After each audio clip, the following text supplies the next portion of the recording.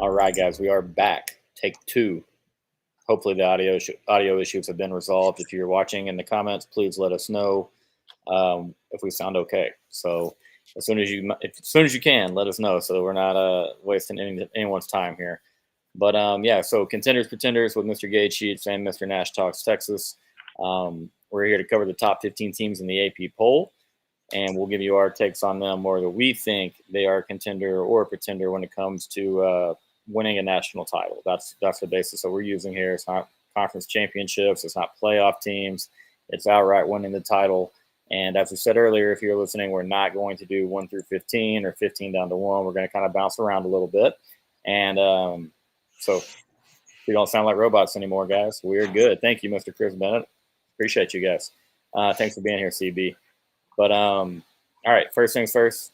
First team we're going with the Ole Miss Rebels, sitting at the number 10 spot in the AP poll. Whoever wants to go first, gentlemen, give me your thoughts on the Rebs, and then let us know whether you think they are a contender or a pretender. Okay, so I'll go back to my spiel about Ole Miss. So like I said, I'm trying to go through as quick as possible and go through these teams with in statistical what actually makes them a national championship contender versus like just using my eye test. And Ole Miss, I do think, is a contender.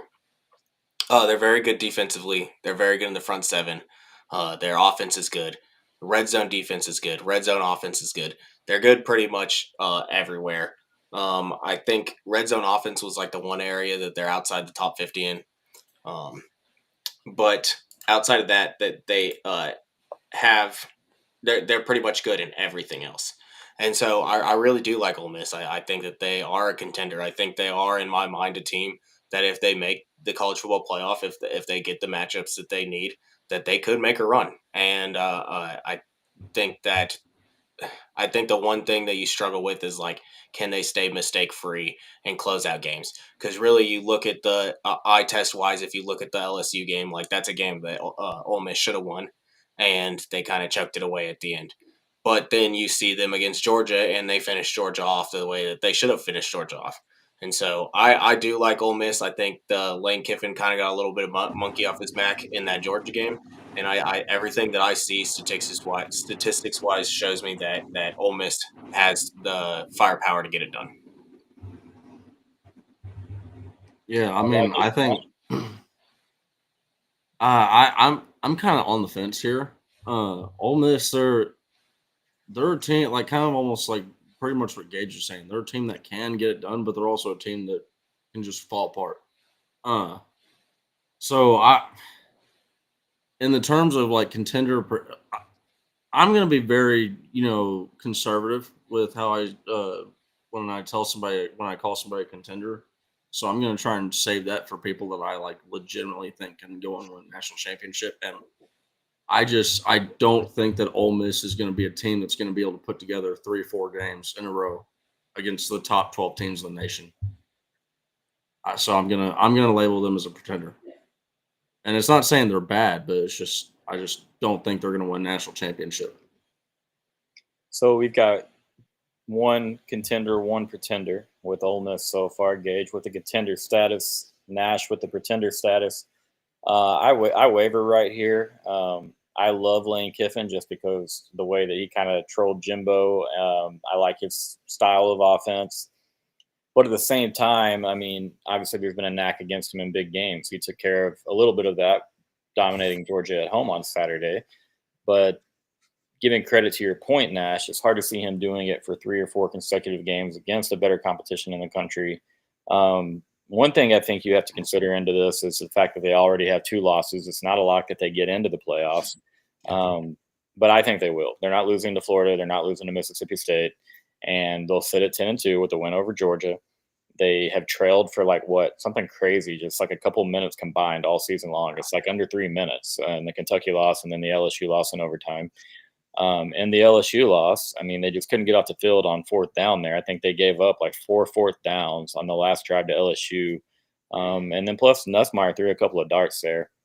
There is no excuse for the Kentucky loss. Ironically, That is as bad a loss as there is in college football out there. When you look at the grand scheme of things and what Kentucky has done since that game, and then obviously what Ole Miss has done since that game. And so that's a pretty egregious loss, even though they were leading for most of that game, gave it up late. I'll go ahead and say contender because I do think they get in at 10-2, even though it's not a lock or a guarantee. There's still a lot of things to play out with other conferences, including our own in the SEC.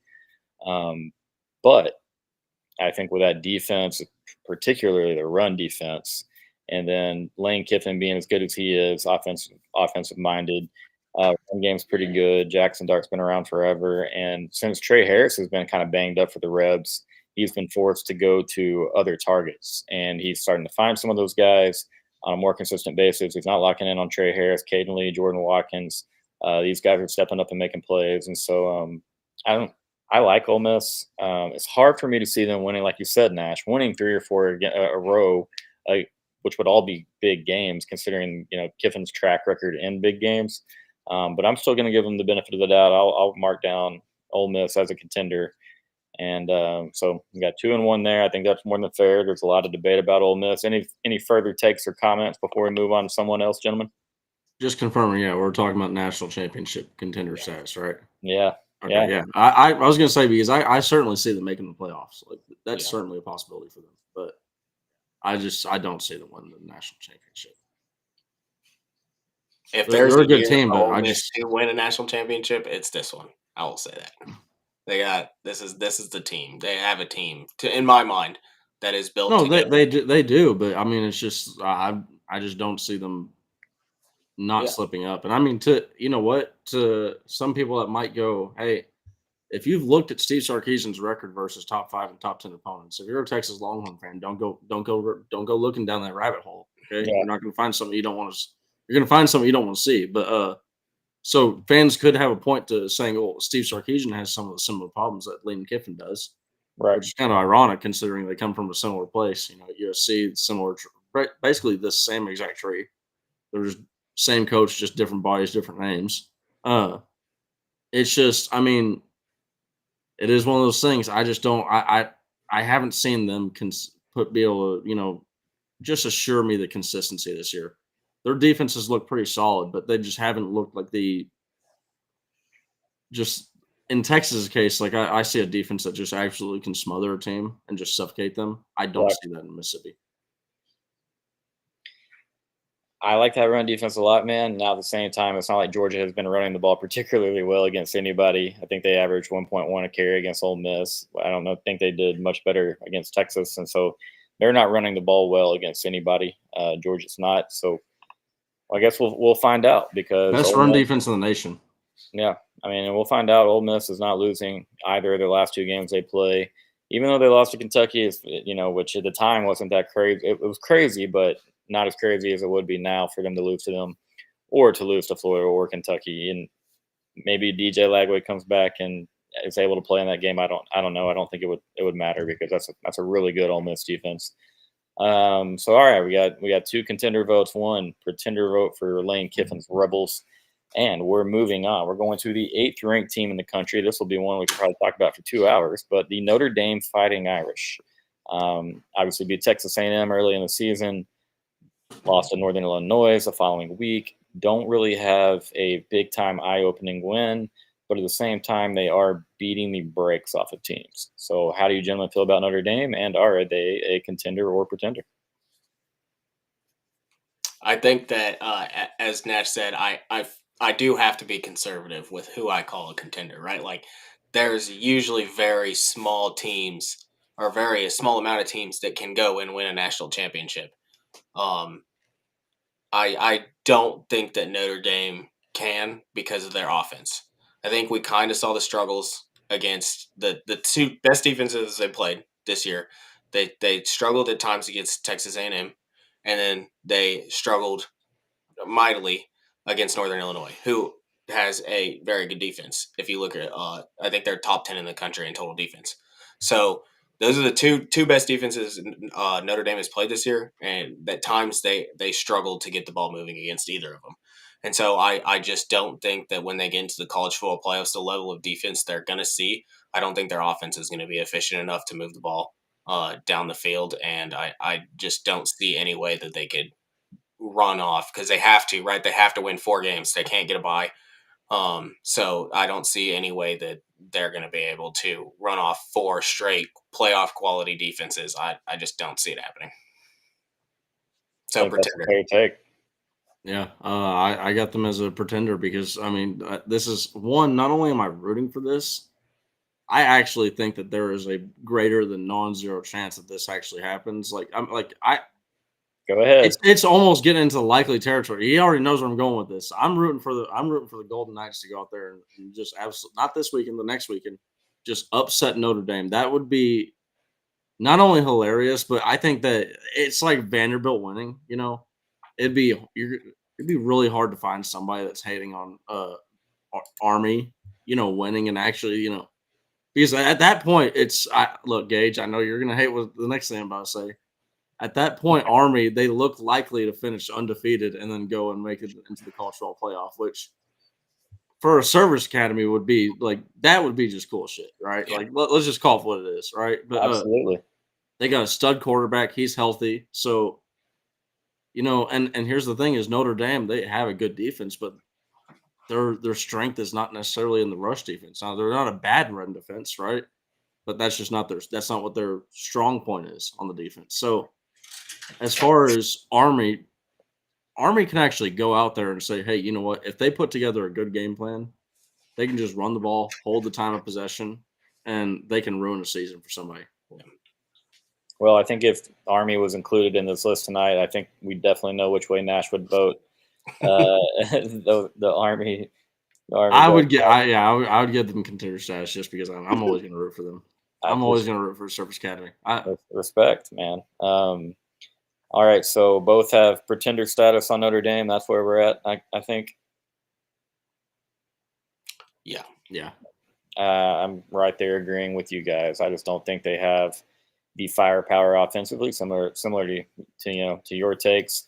Riley Leonard is a gamer. I mean, that dude was feels like he was born to play football.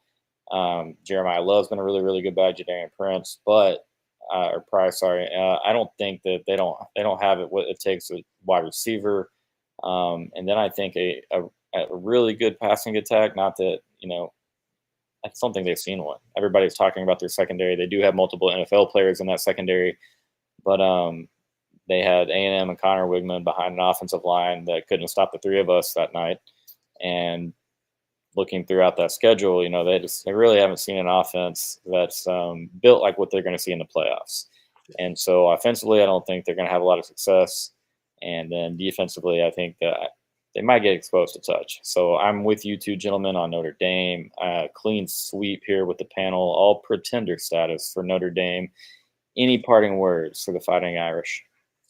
We'll talk about the Army game more, but I will say this: Army will be the 3rd top 10 defense that Notre Dame plays this year. I was right. Northern Illinois is a top 10 in total defense right now, and Army will be the 3rd one that they play. Now, a little bit of is clock management, but still they tackle well, and so it'll be interesting to see how much Notre Dame can move the ball in their very little amount of time that Army's going to give them with the ball.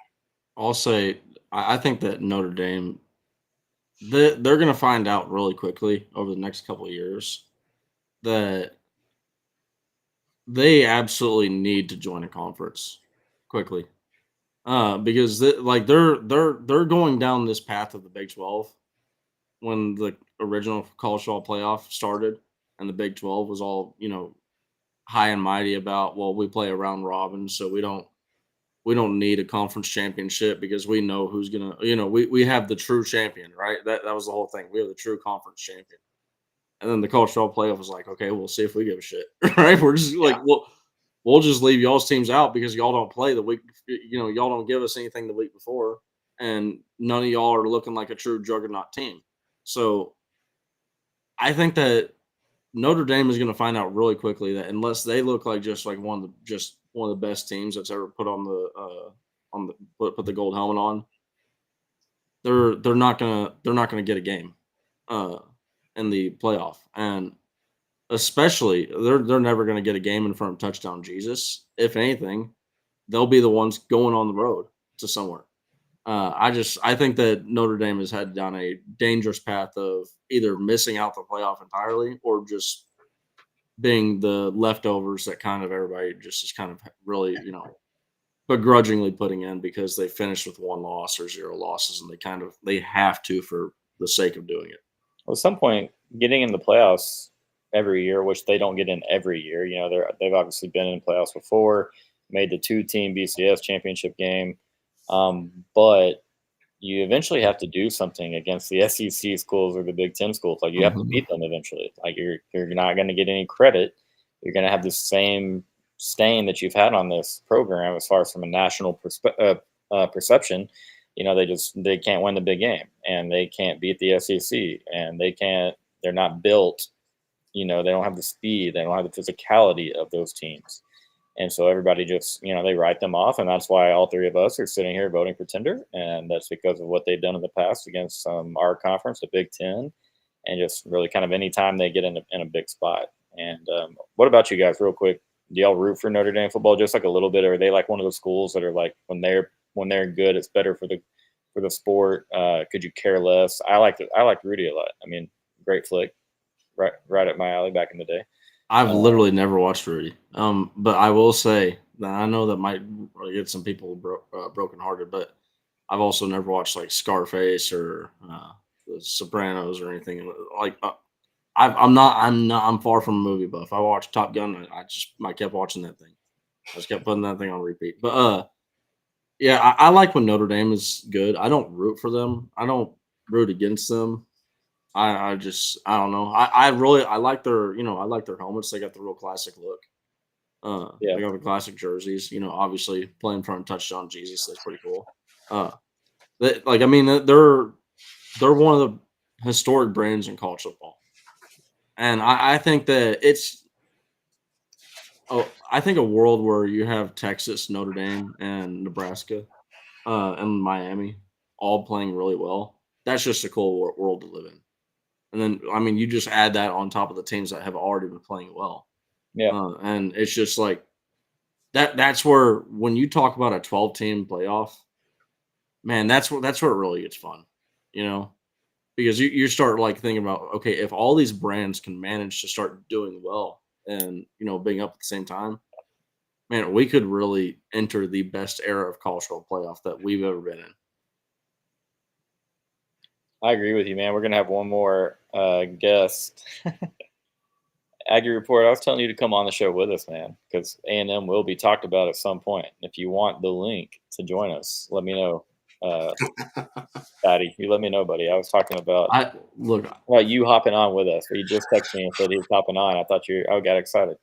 I love Extreme Gamer Mac. Yesterday, he was like, I can't even talk shit. Y'all are great. And then Mac, we will get to now, Texas. and then now he's back. Hey, I respect it though. Yeah, no, we'll get to Texas, Mac. All right, man. You've literally done shows on this channel with no clothes, so I don't know why you're worried about the shower right now, Patty. Don't entice him to join with no clothes on. Come on now. Fair enough. Fair enough. Take your money. Before we get to the next team, guys, throw a like on the video real quick. Subscribe to the channel if you've not done so. Hit that little bell so you get the notifications on when we're airing. Once again, we go mornings, afternoons, nights. We do have something almost every day. So subscribe to the channel, like this video. It helps us out a whole lot. But great comment here. A little segue into our next team here. Talking about the Indiana Hoosiers. First and foremost, I agree with you, Abel. I think that Indiana would beat Notre Dame heads up 7 out of 10 times here if they were to tangle. I like Indiana this year. I will let these two gentlemen answer first. Are the Indiana Hoosiers, are they more than just a feel-good story? Are they actually contenders, or do you have them in the pretender status? Oh, yeah, I have them as a pretender. I just don't think that there's enough there to technically say they're a contender. Like, going back to the thing, like we have to be conservative on how many teams we can say is actually a national champion contender because history has shown us it's very few teams. And I like the Indiana story. I'm rooting for them. I think it's cool. But I think that this weekend they might get kicked around a little bit. Is it this weekend or next weekend? Next weekend when they could go to Ohio State. Next weekend. Next weekend. They have a bye this Yeah. weekend. Yeah, so and maybe I'm wrong. Maybe they'll go to Ohio State and win. It wouldn't shock me. We'll talk about Ohio State later. But yeah, I just again seeing them get in, even winning 3 straight teams against playoff quality opponents. I'm not sure how good their defense really is, and it would be interesting to see their offense against very physical defenses. So yeah, I'm gonna have to label them a pretender, even though I like them. I like the story. More than fair. Nash, what you got, buddy? I'm going contender. I really like Indiana. I think that it starts from the man up top, Kurt Signetti. I mean, there's a certain point you got to kind of respect a dude's ability to win, and like he's just you'll know this goes too. Like he's exactly what you want as a football coach. If you're a Yeah. football player, like that's the guy that you want to play for. You want to play for a guy like Kurt because as long as you're doing your job and you're doing everything you can for the team, that's a guy that's going to go out there and bite bullets for you. He's going to go out there and eat fight. Like he's going to run through walls for you. Like that's a guy that's going to stand up for his players. That's a guy that's going to go out there and motivate his players. Like that's just one of the guys that, like they don't need the Newt Rockney speech or anything like that. They just throw a couple words out there out of their mouth and it all just makes sense. It just gets the guys fired up. I gotta disagree. I think that they do have a good defense. It is kind of similar to I think it was saying Ole Miss's defense where they got a really strong rush defense and kind of pass defense is kind of a little bit lacking. Or I was saying it's vice versa, but basically they have a really strong rush defense, and I think they can go up there and meet some of these Big Ten teams and kind of stifle them. But it'll be really interesting because I don't think Will Howard. We'll get to Ohio State here in a second. But I'm not really that sold on Will Howard, and I think that Indiana they might just go out there and shock some people and expose a guy.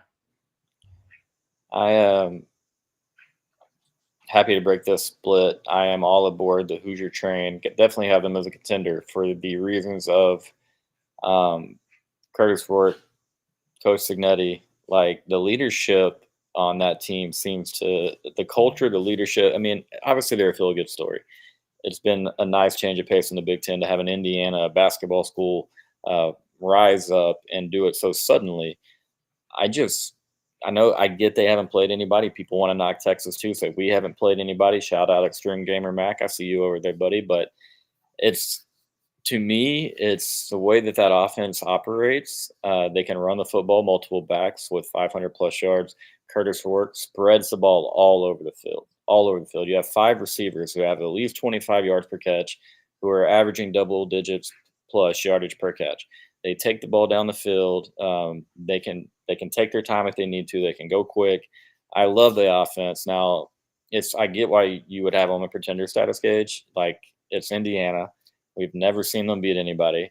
The schedule doesn't look great, but similar to Texas, they are blasting teams. What they did to Michigan State a couple of weeks ago after getting down 10 early in that game, and then the flurry of points that they put up on Michigan State, Michigan State's not a great football team, but at that point, it might have been the best defense that Indiana had faced all year, which they get their chance with Ohio State coming up.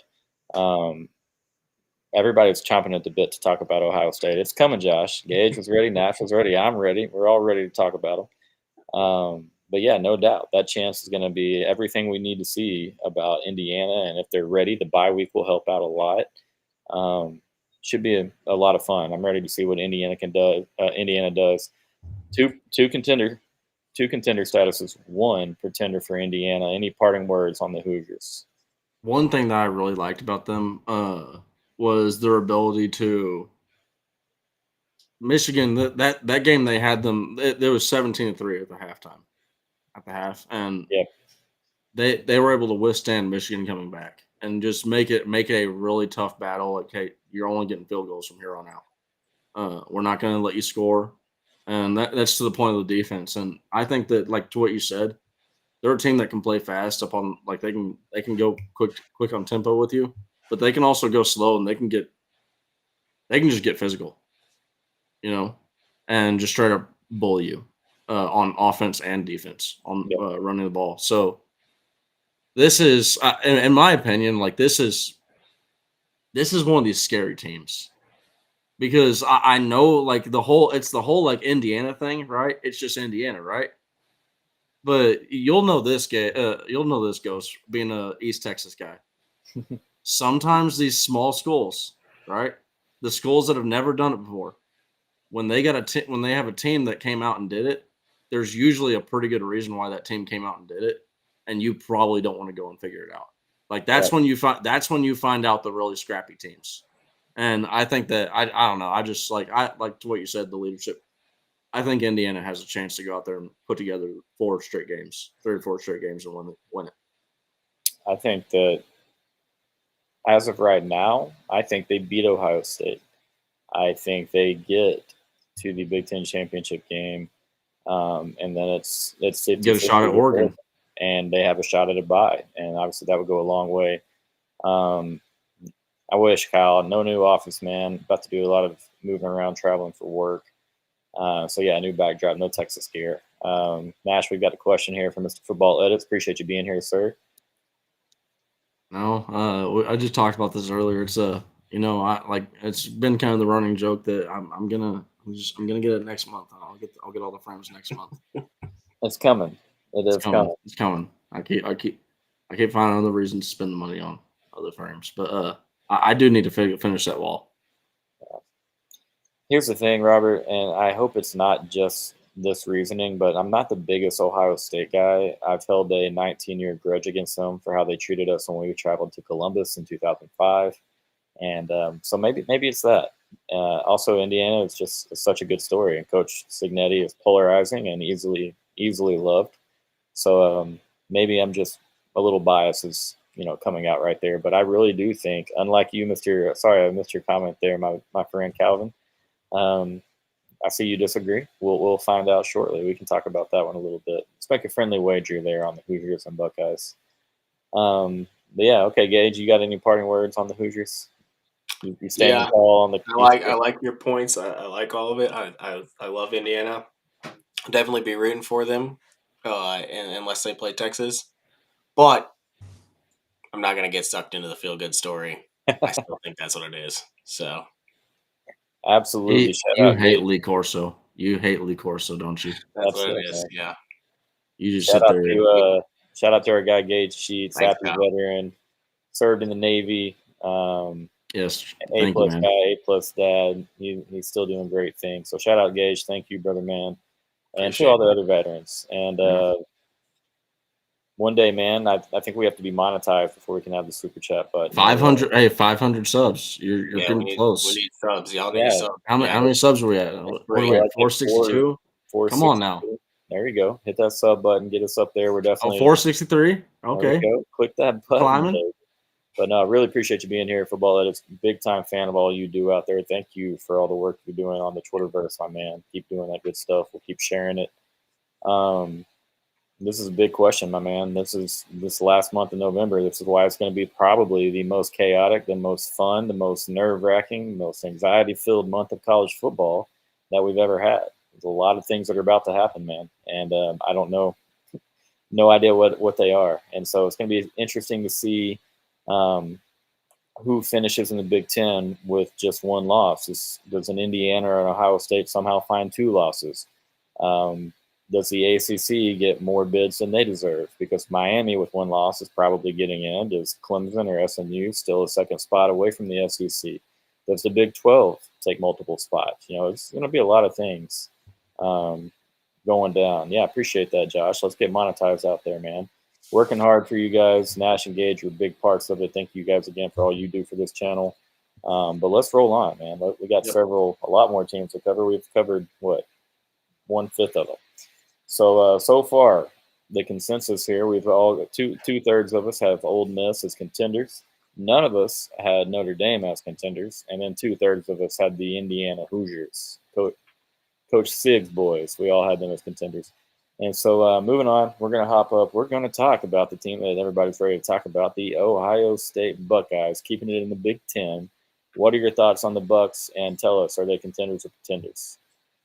Everything that I look at, and this is where I go against my gut, everything that I look at says Ohio State is probably the best team in the country. And besides their loss to Oregon, I know they lost to Oregon, but you look at the stats, they've got a top 5 defense, top 5 offense. They've got everything they need. And then you watch who they trot out at quarterback. And I have been day one against the Will Howard. I think that they should have went and got Cam Ward and dropped a bag and got Cam Ward. They didn't. They decided to spread their money more wisely and then go get Will Howard instead. At least that's what it seems like to me. And I think that decision is going to bite him in the butt because I don't think Will Howard's that guy. I think you saw it in the Oregon game. He's not that guy. Ohio State has all the pieces, but they're missing that guy that can get it done at the end of a game. And I don't think that Will Howard can get it done at the end of a game. So I am going to label Ohio State a pretender. Whoa, that's big. That's the biggest result we've had so far, guys. I can understand why. I have also felt similarly about Will Howard, but I'm ready to hear what Brother Nash says. Yeah, I'm going pretender too. I mean, I would. Here's the deal. I hope that my buddy Matt Steves doesn't see this, but I'll let him know. I'll let him know because I'm about to see him at the wedding. Here's the deal. I doubt. I know statistically Ohio State has and you could say some very similar things about Texas, but I don't see a team that's going out there and smothering other people defensively necessarily. There's times where they're getting like, if they were a true top 5 defense, I don't think Nebraska's even a close game. Because Nebraska was kind of starting to struggle, and Nebraska could have kept their season alive. Nebraska almost already pulled off the upset on Ohio State. So I watch a game like that, and I'm like, I think they're right in the same boat as Ole Miss for me. They're a team that certainly can go out there and they can do it. They can. But I doubt their ability to go out there and put together 3 or 4 games against top 12 teams in the country. I just don't see them being able to do that. And the respect of being conservative about this and saying who I think can win, go have a legit chance at winning a national championship. I don't think Ohio State is going to get a first-round bye. And I think without the first-round bye, it's extremely unlikely that they go out there and win not extremely, but it's unlikely that they win a national championship. I am very shocked to hear you both call Ohio State pretenders. I will say that. With all the talent that they have offensively and defensively, Jeremiah Smith is a stud. Yeah. Jeremiah Smith. He deserves better. He deserves a better quarterback. Here, could you imagine him with Shadur Sanders? Oh yeah, that's nasty. If you put Shadur on Ohio State, that's an instant contender in my opinion. If you look at this wide receiving core between Jeremiah Smith, Emeka Egbuka, and Carnell Tate, I think we're all in kind of agreement as far as our thoughts on the quarterback situation. And even with a Quinshon Judkins and a Travion Henderson and all that talent at wide receiver, Will Howard's going to have to be relied on to make plays. And I will say this. I saw it up here. I hit the comment kind of fell away. Where'd it go? The comment about Will Howard and Ohio State and them maybe reserving or holding back his running abilities or maybe just waiting to scheme them for later down the line. Like, that's when Will Howard is at his best, is when he is a threat with his legs as well. We saw him do it with Colin Klein at Kansas State. I'm not sure. I don't know. I don't know what Chip Kelly has planned for Ohio State. Hopefully Nash comes back. I don't know what Chip Kelly had planned for Ohio State. I don't know. He's ran his quarterbacks a lot in the past, but I'm not sure what he wants to do with Will Howard. I do not think that Will Howard can lead Ohio State to a national championship. I think the talent around Ohio State, or sorry, around Will Howard at Ohio State is more than good enough to obviously win a playoff game, maybe multiple playoff games. I just, similar to these gentlemen, I think at some point, with all the good run defenses across the country, that Will Howard will be relied on and just ultimately won't get the job done. So I can't believe this, but a clean sweep on the number 2 team in the nation being a pretender. And now this is when we start getting laughed at on this channel. This is when we get clowned because we're all Texas guys. We're all calling Ohio State pretenders when our school doesn't have a ranked win. And I mean, look, I We think haven't talked about it the yet, way that you so. said it is almost perfect. I would just if you could add a cherry on top to what you said is I think all that talent that you just outlined, add in the running backs too. right, Quinshawn Judkins and Travion Henderson, Henderson. Travion Yeah. Henderson. These are some like NFL running backs that I was actually so like when I saw Judkins transfer, I was like, they're both on the same backfield. Man, that's like they got 2 starters in that backfield. Those are 2 legit backs. And you look at that. I think the problem is what's happening right now is all that talent around Will Howard is masking the problem. It's hiding the issue from the people. Are they winning in spite of Will Howard at times? Is that perhaps what you're saying? Yes. Now look at this, man. That Ohio State game, everybody's like, "Oh, well, Ohio State has their big win. They did lose to Oregon in a fantastic ball game." Yes. Penn State has beaten no one. Penn State does not look great. They shouldn't have won that game. Penn Well, in State. the Big Ten, for people that want to talk about how easy Texas' schedule is, the Big Ten outside of the top teams has really it's nothing to write home about. I mean, you're talking about teams like Purdue and Michigan State, and I understand Michigan's one of those teams that we played, but to that point, the Big Ten's just not as strong as everybody thought it was leading into the year. But ironically, they've that whole thing about the Big Ten being really strong hasn't really gone away because they've kept the 3 schools at the top. Yeah. No, that's It's- exactly right. Funny thing, just talking about the Big Ten and their weakness at some points. Somebody said something on Twitter about Alabama playing Mercer this weekend. They're like, "Oh, why?" And it was Ohio State account. It was like, "Oh, why is Alabama playing Mercer this weekend?" And I was like, "Listen, man, you can be up all in arms, but if Mercer played Purdue this weekend, I might put some coin that Mercer might go beat Purdue." So that's how bad it. Well, and Ohio State's playing the just the football juggernaut in Northwestern. So, Yeah. just real strong opponent going on this weekend. Josh, I like this comment a lot, man. Caleb Downs at Alabama was scary good for being a freshman. There were mistakes in there, but he was one of my favorite college football players to watch last year, and I was really, really excited, but also a little fearful of playing him eventually later in his career because I was like, this dude is going to be as good of a safety as there is in the game. The second you go to Ohio State, though, no more, man. So I've watched him. I do think he has regressed slightly. I will agree with you there. Just doesn't look quite the same. Now that defense is still really, really good and probably going to keep them in a lot of ball games. Running backs are great, but ultimately, man, I'm with you guys. I don't trust Ryan Day. Not in a big game. I don't care that he beat James Franklin, who hasn't won a big game at Penn State. Like someone had to win that game. And that Penn State offense is a joke, man. The only offense they scored that day was via their defense. I just have no trust in Ryan Day, no trust in the Buckeyes. A clean sweep as pretenders from these guys when it comes to Ohio State. Josh, also this question, we'll definitely talk on this when we get to Texas. We will definitely cover this one. This is a great question. Thanks for bringing that one up. And all right, so let's move on a little bit. Now, this should be a fun one to talk about here, but the Tennessee Vols. So hopefully Vols Twitter gets a hold of this and our faces are posted around until we hopefully meet these guys in the SEC title game. But when it comes to Josh Heupel's Tennessee Vols, are we thinking contenders? Are we thinking pretenders? And how do you feel about them? Yeah, I'm just their offense scares me a little bit. The inability to move the ball at times. I know they beat Alabama, and I think that was a good win for them. But I think that the at Arkansas game showed more of who they are. offensively. And even now, looking back to the game where they went to Norman, like people said, oh, they could have ran up the score. And I was like, I don't know. It's kind of the same thing. They kind of struggled at times, and Nico's kind of struggled at times. And I think Nico is going to be an amazing quarterback. And I think Tennessee under Nico has a legit shot to win a national championship. I just don't think it's this year. So I'm going to go ahead and label them as a pretender as well. I just don't think the offense is going to be good enough.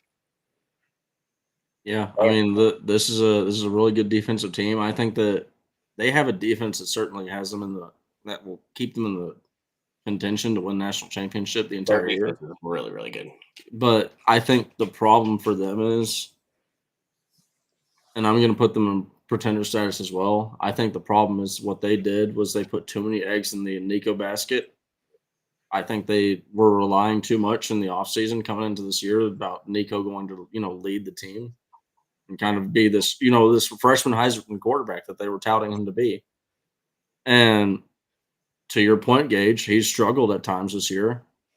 And I think what that's left them doing is I think that that's left them kind of searching for, and when when those moments happen, they start searching for an identity. And to me, if you're a team that goes into the college football playoff and you don't have an identity, you're not going to. I cannot, in good faith, put you as a contender. No, I think that's more than fair, man. I mean, if you want to sit there and talk about Nico and the Vols and Josh Heupel and the high flying offense that you're used to Tennessee having under Heupel, I mean, it doesn't look the same. They do run the ball pretty dang well. Dylan Sampson's been really, really good. One of the better running backs in the country. And they run it a lot. Yeah, and they run the hell out of the ball. They really do. The defense is good. Pass rush is great. Front seven, they stop the run. But then again, teams are going to eventually slow down that run game. You're going to have to throw the ball, and Iamale Ava is a terrific talent. But go look at his last 5 games. Yeah, 8 for 13 in the blowout win over Mississippi State. Didn't have to do much back on the 9th. Kentucky, a bigger game for him. They actually threw it 38 times. He had 292 yards, probably his biggest and best game. But then again, Kentucky is an absolute free-for-all. The Alabama game, they pick up the win there, so I'm not trying to knock the guy, but 14 of 27 for 194. Florida, 16 of 26 for 169. Arkansas, 17 for 29 for 158. And that whole stretch, he has 4 touchdowns. Now, he did only have 1 pick. They seem to be protecting him a little bit better these last couple of weeks. But ultimately, man, I just don't think that there's enough there in the passing game. Not enough juice. I don't think he's like you said, Gage, great point. He'll be there down the line. I just don't think he's there yet. I don't think Tennessee is capable of winning a national championship this year. But I love where Heupel has that program, to be honest. Because it used to be no defense, a lot of offense, and bad defensive lines, not great offensive lines. Didn't necessarily run the ball really, really well. But now they block pretty well. They run it well. Nico he'll make his strides as a passer, but the defense, man, obviously that's where they hang their hat. And so I'm not saying they can't go win a playoff game or something of that nature. It'd be really hard to see Nico getting it done, 3 or 4 weeks in a row. Yeah, we're talking 3 to 4 weeks against the top team in the nation. I think that's the important part with talking about all these teams is like, can this team get it done 3 to 4 times in a row? And I think that this is probably one. This is like, if you're wanting to point to any Nico stat that is going to kind of show exactly what we're talking about. Nico's only had 3 games where he has more than one touchdown pass. Every other game has had 1 or 0 touchdown passes. And those 3 games are Central Connecticut, or no, that's not even Central Connecticut. What is this school? UTC. The Chattanooga, University of Chattanooga. Okay. He's threw 3 touchdowns in that. That's his only game with 3 touchdowns. He threw 2 touchdowns versus Tennessee State, who's 5-5. And then he threw 2 touchdowns versus Mississippi State, who we know also really just isn't that good of a team. I haven't seen Nico be a killer, and I think that for them to go out and win and be a contender and win a national championship, you need a killer on your team. No, I'm with you. I mean, J.J. McCarthy, it's just crazy to say. That dude even turned into a killer. Like the last drives that he had against Alabama, leading them down the field to tie the game up, go to overtime. He didn't have to do a ton. against Washington because they just ran the ball straight through them. But Robert, I think this is a really good point. I meant to bring this up. I think they look a lot alike. Absolutely do. More talent at the wide receiver position for Ole Miss, and then obviously more experience in Jackson Dart, and but similar styles of offense. Great comment right there. I think they look a lot alike until you start to talk about the experience at quarterback, and then defenses. Though I mean, I'm not saying they mirror one another, but it's pretty darn close. So yeah, all three of us, Tennessee Vols, we're ruling them out. Coming into the year, if you would have said all three of us have Ohio State as pretenders come late or mid-November, all three of us have Indiana, or 2/3 of us have Indiana as contenders. Wouldn't have believed you whatsoever there. But moving on from and we might be playing them too. Yeah, very well could. We could easily, if they beat Georgia, it's actually probably likely that we play them as long as we beat A&M. Yeah. No, if we went out with Tennessee wins this game, I mean, obviously this is a big one for Georgia. We'll talk about it. All roads lead to Texas versus Tennessee, which would be a lot of fun, and a lot of damn orange in the crowd too. Let's go Big 12. Talking the BYU Cougars, where are they at? Number 7 in the AP poll. I have a feeling I know how this will go, but talk to us about BYU contenders, pretenders, and what you think about them. Yeah, I haven't been able to watch a lot of BYU, so I'm not going to try to talk too extensively on them like I've seen here and there. But yeah, I think it's another thing that's like it's a cool story, and they've done what they needed to do. But I don't think anybody in the Big 12 is a viable national championship contender, and so it doesn't really matter who it is that comes out of that conference. But BYU, just looking at everything, it just doesn't. They just don't have. They don't have to get enough defense. I think they're is looking at efficiency ratings. They're 20-20 or something offensive and defensively, which is actually better than I thought. But it's still, you're talking about a team that can go into a playoff and win 4 games in a row. There's no chance that a team that struggles that much in both those areas are going to match up with teams that are in the top 5 in both those areas and be able to go compete multiple times in a row. I'm not saying they couldn't come in and shock somebody, but I just don't see it happening. So, pretender. Well said. Yeah. So I'm not sure if y'all heard this is kind of a little sidebar, but it's relevant. I'm not sure if y'all heard the Utah athletic director's comments. Yes, sir. After BYU should have a loss right now, and it's hilarious because the athletic director comes out and the Utah athletic director, and I love that he did this. Took a bullet for his coach. He got a fine, and he's like, "Hey, we just got screwed over by the Big 12 refs." And if you had asked me 6 months ago, am I happy about joining the Big 12? I was ecstatic, and basically to the effect he goes, "Now I'm not so ecstatic because we got this crap that we're dealing with." And Utah, you could have just asked us. We had told you that referees are shit here. Okay, so or there. We're no longer there anymore, so we can't say here. But yeah. So I'm gonna go BYU pretender. I mean, I don't even have to look into statistics. I've seen them play a couple times. The Big 12 is only going to get one team in to the 12-team playoff, and I actually it's going to be funny, but I think that there's a good chance that could be Colorado. Yeah, I was gonna say I'd rather talk when we're talking Big 12. I'd rather talk about Colorado because I feel like they even have. I don't think that I think that they're a pretender in the national championship conversation, obviously, but they would be much more interesting when it comes to a first round playoff game where they or when they come to a second round, I guess, because they'd be an automatic and they get one of the big dogs because that would be somewhere that's like a matchup nightmare for some teams. And Shador is he can make magic for one game, so. Here's the interesting part. If you were to just supplant the Colorado wide receivers and the Shador Sanders onto Tennessee, Ohio State, maybe even throw a Penn State in there. These are all contending teams that get legit chance. Hey, these might even be favorites to go win the national championship. Yeah. We're talking J.C. Horn.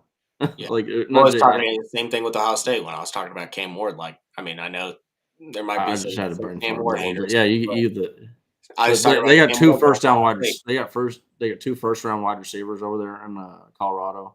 Yeah, I don't know why I just threw out an NFL defensive back for the name, but yeah, it's We know these you're are talking about. these are legit guys, and man, also I want to shout out Nino's corner, his cousin Amarian Miller, he's suffering a season-ending ankle injury, but he was looking like a star when he was out there on the field. I'm gonna say this, guys. One of the reasons I decided to do just a top 15 AP poll ranking list as far as who is our, because at the very end I was gonna be like, do you see a dark horse that's not in the top 15? And I was gonna go on my whole You Colorado ruined it. bill. But no, you saved me some words. I love it because I'm thinking the same thing. Colorado is going to win that conference. They're not losing either their last two games, and then they're going to get in there and they're going to beat BYU, who also doesn't really play anybody. I mean, maybe Arizona State sneaks up on them. Obviously, like you gentlemen, I have BYU as pretenders as well, and it's not disrespect to that program. BYU fans are excellent. I love the head coach. I love Retzlaff. Like, they're doing cool stuff, man. That's a great story. Dion and the Buffs in the playoffs is gonna do numbers, and so That first college football playoff press conference I mean, with Deion Sanders up there at the podium, he's gonna be like, "Yeah, y'all didn't think it was happening, huh? Didn't y'all?" yeah, Yeah. yeah, and No one. so So BYU has Kansas this week, that's and true. Kansas is playing good football right now. They next week, definitely and no, this week, yeah, this week. this And week. I could see Jalen Daniels making a little magic. I could see Kansas playing a good game. I don't think BYU and Kansas talent wise is too far off from each other. Not at all. Kansas is probably more talented now. Devin Neal's still around. If that offensive line can run block, pass block the way they did last week with Iowa State, that'll be a really good football game. And so, all three of us here, clean sweep, BYU as pretenders. I don't think it's any need to get too much further into that one. When all three of us think that Colorado ultimately wins that conference, they look really, really good. That run defense in Boulder is strong, and they do have a pretty manageable schedule going forward. And so, with the one conference loss, that would leave them as the other participant in the Big 12 championship game with BYU. So let's move away from BYU, move away from the Big 12. Now let me move it. Sorry, I can't do that yet. You guys, let's say that this is the scenario: 12-1 BYU coming off a Big 12 championship loss to Colorado. You guys don't think they get in? Nash, I know you're saying you don't think they get in. You said the Big 12 was kind of a one-bid league. I think it'd be really, really hard to leave them out, even though I could probably list 3 or 4 teams who I'd rather see in, maybe more. Well, so let's just go down let's go down the potential scenario where we got an undefeated Army. Now, Army. It's basically in this scenario, it's Army or Notre Dame, so it's basically the same spot. But I think at that point, you're going to see teams because the SEC, they're going to have a lot of good teams that are sitting there with 2 losses that are just they're just waiting they're just licking their chops. Like, it's like I don't know if anybody's seen the Simpsons movie when they put down the big Yep. dome and the cats are just sitting there licking their chops when the birds are sliding down. It's that same thing, and that's what these SEC teams are doing.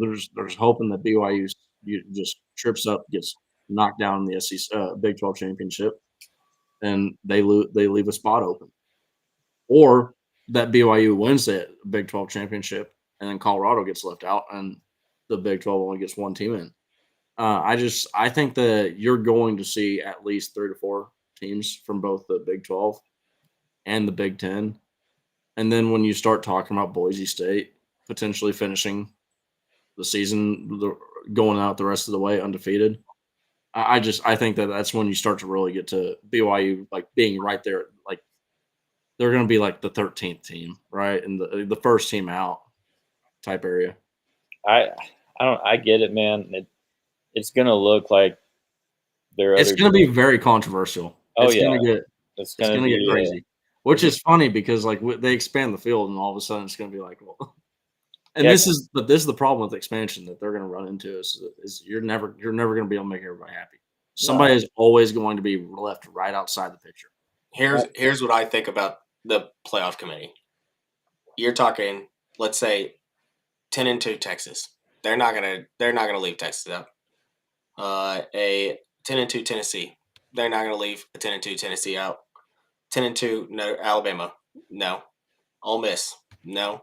UGA? No. None of these teams are going to leave out. You know why? Because they're not going to piss off any of these teams to keep BYU in. And I'm sorry, BYU, if that hurts your feelings, but that's the landscape of college football. Well, You're not a big and dog. and And to if my you want to point, get in, you need to be undefeated and you need to win. And if not, if you think that if you're a BYU fan and you honestly expected a 12-1 record, that you're going to go against a 10-2 Texas or a 10-2 Georgia and you're going to make it in, you're not. And I unfortunately, you're going to need other teams to lose if you're going to lose if you're going to trip up here, and like that's just how the college football landscape is. People are going to be pissed off, but they'd rather piss off BYU than Alabama. and to the point that you and I are making right here, you got 5 one-loss team, one-loss teams in front of BYU in the college football playoffs first rankings. So Yeah. the college football playoff has already told you we don't give a shit about BYU. Right. So the second that they lose a game, you're out of our mind. Right now they're ranked number 9 and they're undefeated. Yeah. And it's just it. And if you look at their schedule, have they played any super impressive games? That's the one thing that they did beat SMU. They're SMU's. That was that Who embarrassing. started loss at for quarterback? Well, okay, so they beat Kansas Down. State, they beat SMU. I mean, I just, but to, I know you're saying like that's a like kind of an impressive thing for them. Kind of, yeah. But what I'm seeing is I'm seeing the college football playoff committee has seen that and they go, so we really don't give a shit about that one, Yeah. right? Like we don't really They've care already about that showed you. because Yeah, they've already showed you. otherwise they would have them right there at 6 or 7 or something like that. Well, I mean, and also like Gage just said, he asked who started at quarterback, and I'm like 99% sure it was Preston Stone. Yeah. For It's a SMU. completely different SMU team. Yeah, completely different team with Kevin Jennings in there at quarterback, playing much better, obviously. And if we can see that, then the committee can see that too. Yeah, no doubt, no doubt. But yeah, I mean, all three of us were all in agreement there on BYU. 12-1 BYU. I'm not saying I think they get in. I feel like it obviously become very, very controversial at that point. You're gonna have a lot of people screaming that a slew of 2-loss SEC teams should get in over them. We'll see what happens. Obviously, if they just handle their business, win the Big 12 championship game, they'll be the lone Big 12 representative, as you said earlier, Nash. Moving on from BYU, let's go down to Boise State. All right. We're talking Boise State. Yep, they're still in the top 15. Not a lock that they even make the playoffs. How do we feel about Boise State? They've been fun to watch. Obviously, everyone loves Ashton Genty, but what are we thinking when it comes to competing with the big dogs and doing it for multiple weeks in a row in the playoff system? Yeah, I think like just going back to what we were saying, like I don't think that there's any way that they could win a national championship. But they did play the number 1 team in the country right now earlier in the season, and we do talk about teams looking different, but they competed with Oregon. They ran the ball down Oregon's throat, and it was a very good football game actually. So yeah, I'm not writing Boise State off on any means. I picked them in our preseason because I really like Ashton Genty. Obviously, he's performed way even above what I thought he would, so way farther than my expectations. So I think Boise State's got a legit shot to get in as a 12 and wreck some havoc, or 11 and wreck some havoc. But when it comes to winning a national championship, like I just don't think they have the dogs to do it. But I like Boise State more than I like BYU. I'll say that. So You missed in the elite pun territory to say they don't have the horses to get it done. But so I will say, or the Broncos to get it done. Yeah. To be more specific. Yeah, I just, man, I don't see them being able to like they're a pretender to me. I know, like, look, you're gonna find it's gonna be hard to find anybody outside of Joseph who's been on the show a couple times and who might actually be grounded from Ghost for spreading some Ashton Genty hate. But it's one of those things, man, where I just they've walked away with some close wins versus Nevada, which would have been cool to see Jeff Choate go out there and get a win versus Boise State. Yep. UNLV also, Brian Marion would have been cool to see him get a win versus Boise State. They've walked away pretty close sometimes. Yeah. these past few games, and I think it's going to wind up costing Ashton Genty a Heisman. And it's one of the stupidest things in the world that we like. I understand I was doing it with Cam Ward, but it's just it is dumb that we put this thing where all of a sudden when a team has a loss, now we can't now that one player on that team isn't if we're talking about an individual award, right? It's we're talking about naming the best player in college football. And I can think of a few times where there were some quarterbacks in the last 5 or 6 years that probably shouldn't have won the award, that should have gone to some different players. And it'll be cool if Travis Hunter or Ashton Genty can break that this year. But as of right now, I do think they're going to walk into another loss, and it would be cool if that loss is the Cowboys ring on the Bronco. Yeah. Well said here by both of you gentlemen and also Mr. Abel here. They don't have the depth for this format. They might could get in there and scare the ever living hell out of someone for 4 quarters. Maybe beat one of the higher seeded teams. Maybe. Beat a team with a bad rush defense. I mean, Yeah. Ashton Genty would just run all over a team like that. But the second you run into the Tennessee, the Ole Miss, who has a good run defense, you're done. At the CB, stick around. At the end of the show, we'll do a little Heisman front runner take. We'll see what everybody thinks there. Quinn Ewers. Here we go. All right, man. I think that's more than fair when we talk about Boise State. Love the story. Love Ashton Genty. Maddox Madsen's been a lot of fun to watch. Yeah. He's a good quarterback. But wasn't even supposed to start at the beginning of the year. He's a lot better than I thought he was going to be. So yeah, good for him. Honestly, same. But yeah, they don't have the horses. It'll be a cool experience whoever does get to see Boise because Genty is such a fun player to watch. And yeah, they can definitely scare somebody. Like, don't get me wrong. I'm not saying that they can't hang around because what Gage said earlier, you look at the way they played Oregon, they belonged on that field with them. And so moving on from Boise State, we're going to go down the list here. Let's do the Georgia Bulldogs.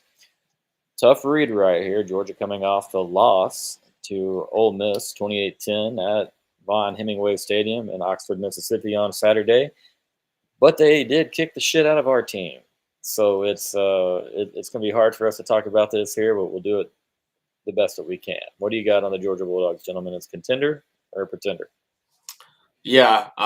So far, we've only went through one team that I've considered a contender so far, and that was a team that beat Georgia, and that was Ole Miss, who I said is a contender. I know that they haven't looked great at times, but they've still got playmakers. I'm worried to say they are a contender because I'm very, very stressed out about how poor Carson Beck has looked. He's looked terrible. But they came into Austin and they whipped our butt and they gave us a good old welcome to the SEC, or everybody wants to say it. This one's so tough for me, man, because I've been a Georgia guy from the beginning. I've said, I think Georgia's kind of on their revenge tour, but I just don't trust Carson Beck, and I just don't see how they're gonna do it with him consistently turning the ball over and failing on third downs. He looks like he has no confidence in himself anymore. He looks like he has no confidence in his offensive line. Last week he looked like what Quinn looked like against Georgia. He didn't have the turnovers, but that's what he looked like. He looked like he was seeing ghosts. He looked like it was immediately they were, yeah. And I just don't know what's going on at Georgia. I think that we've touched on it a couple times, and it's hard for us to talk about it because they did come and beat us. And I still think that Georgia is elite, and I think if Carson Beck turns it around, they're easily a team that could be a contender. But as of right now, I'm stating this before this game against Tennessee because everything could change Saturday night if they dog walk Tennessee. I can't do it. I cannot say you're a contender when you don't have a quarterback that I believe in can go. If I don't believe Will Howard can do it, and Will Howard's performed better so far than Carson Beck in a lot of games. Carson Beck played terrible in the Texas game. He didn't play good. I don't think any Georgia fan's going to get on here and say, yeah, Carson Beck played great. He is not the reason they beat Texas. In fact, he was the reason Texas was still in that game, was because of how poorly he was playing. So yeah, I just can't convince myself that Carson Beck's going to turn it around and they're going to be able to beat top teams in a row, 4 top teams it's looking like at this point. And like I said, maybe he goes out against Tennessee against that really good defense and balls out, but I don't see it happening. So I'm gonna say Georgia's a pretender, man. Yeah, I mean, I'm gonna have to go ahead and disagree on some of the, and not disagree that this Georgia's a pretender. Disagree that Georgia beat the shit out of us. That's let's just calm down with that talk, okay? That game was way too close at the end of the third quarter for me to even start. We get like we were put in a situation where we're going for it on fourth down. I think that you can say if you want to point to something, you want to say, hey, the Georgia defense beat the shit out of the Texas offense, sure, No doubt. but Yeah. Yeah. I cannot in good faith And that's say that's kind of what I mean. a Like I team just that passed for 175 yards and 0 touchdowns and 3 interceptions beat yeah, the shit out of Texas. I can't in yeah, good faith say that. And to that point, if you want to go and look at Carson Beck's interception numbers, he's had 9 interceptions over the last 4 games. How many touchdowns has he thrown? 5. That's am I free to cuss? Ghost? Say what you'd like, sir. It's fucking abysmal. I mean, let's just be really fucking clear here. This is like, and the fact that he was smiling on the sideline, I think that I think he's already past like he's on what the 4th to 5th stage of depression or whatever, like or of anguish or whatever. It's you get what I'm saying. Like this is like, acceptance. yeah. This is he's already further than Oklahoma fans, and he's gone through it in the last just 4 weeks. This is crazy. Georgia, they're a pretender right now. I don't like one of the channels I like to follow is Uncle Lou. I think he keeps it kind of a real. He talks about like college football in general, but he's a Yeah. Georgia fan, Yeah. and he himself will tell you right now, Georgia pretender. They don't the wide receivers. They don't have the wide receiver talent. The quarterback isn't there. The running backs, they're just kind of dinged up right now. It's just not there. And then the defense. The defense came out and played Texas, amazing. Where's that defense been? It showed up versus Texas and showed up again. And then also the offensive line the offensive line kept Carson Beck alive. Like that. If the offensive line was playing how they played the rest every other game, Carson Beck has like 7 interceptions and he gets pulled in the second quarter versus our defense. Like it's not even. So it's kind of crazy how and this is also the other crazy part is if that same Georgia team were to show up week in and week out, that they're capable of playing that. They're capable of being that team, especially on defense. I'm not going to say Carson Beck's capable of that, but on defense, they're capable of being that championship team, and they just haven't been able to show up consistently week in and week out. I think at this point, it's not even a lock that they make the playoffs. So in that sense, I can't even say that they're a contender. They've got 2 tough games left. I mean, I know that we're probably going to talk about the ACC and how weak they are too, but you mean they still Lou's got a Georgia fan, not a homer. That's still Georgia Tech. That's still a rivalry, and that's 2 tough games. And then they got Tennessee coming in, and then Tennessee's defense, as we've talked about, is really really good, and Georgia's looked pretty abysmal on offense. So are they going to be able to just automatically turn it around against one of the nation's best defenses? I'm not sure. And by the way, what a feeling that was when Georgia Tech beat Florida State to start the season. Yeah, That was fun. They own the Sunshine State right now. Took down Miami last week. Haynes King getting it done. I'm with you guys on Georgia, man. It's just like, yes, we gifted them short field after short field after short field. That's why I say butt kicking as well. It was an offensive whipping on our end, that we received there from Georgia. Not impressed with the offense. The weapons, as Nash, you just said, they're down a little bit. Arian Smith, Dominic Lovett, Dylan Bell, they really don't have a go-to receiver yet. Lawson Lucky's been a good player. Oscar Delp at tight end. Obviously those are big drop-offs from Brock Bowers. And then Carson Beck has been a turnover merchant. And so as good as a defense can be, and obviously played very well against Texas, we saw it. A bad offense against Vanderbilt, not a bad Vanderbilt, but untimely turnovers from your quarterback can crush a good defense, man. Keeping them on the field too long, setting up easy scores, easy drives. That's what hurt us against Vanderbilt, hurt us against Georgia, and that's what first series of the game for Ole Miss. They throw a pick, Georgia gets the ball inside the 20, and I was like, oh, here we go again. Georgia's offense is going to get away with this all over again. But luckily, Jackson Dart and the boys tightened it up a little bit on offense. I did see this. Did y'all see Pope? Yeah, I saw Yeah, the it was apology. a walk-on player. Yeah, Yeah. about to say And walk on. he called him an idiot after the apology too. And that's kind of That's the Here's the weird thing: part. is that's what we're talking about. We're talking about, I don't want to call out any of these guys because I really don't know what's going on. But there's just strange stuff that's been going on around this program for a while now, No, and they lose to Ole Miss, and obviously you have the picture of Carson Beck smiling. I'm not gonna judge Carson Beck. I have no idea what's going on. But then you have this guy, and I get it, man. Like I saw the apology, and he said his family friends that he saw, and he was excited to see him and stuff like that.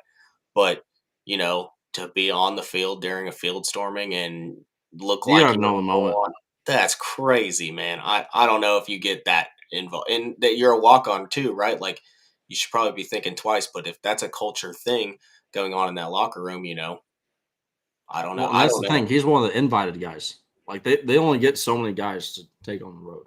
Yeah, yeah, So exactly that. Only so so many guys that's get up. a invited guy. yeah.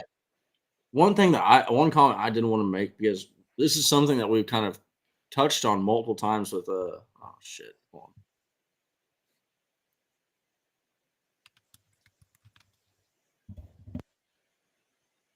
Nash will be right back, guys. Um, but yeah, I mean, for me, like I said before the season started on Georgia, I thought they would miss the SEC title game. I can't call them contender.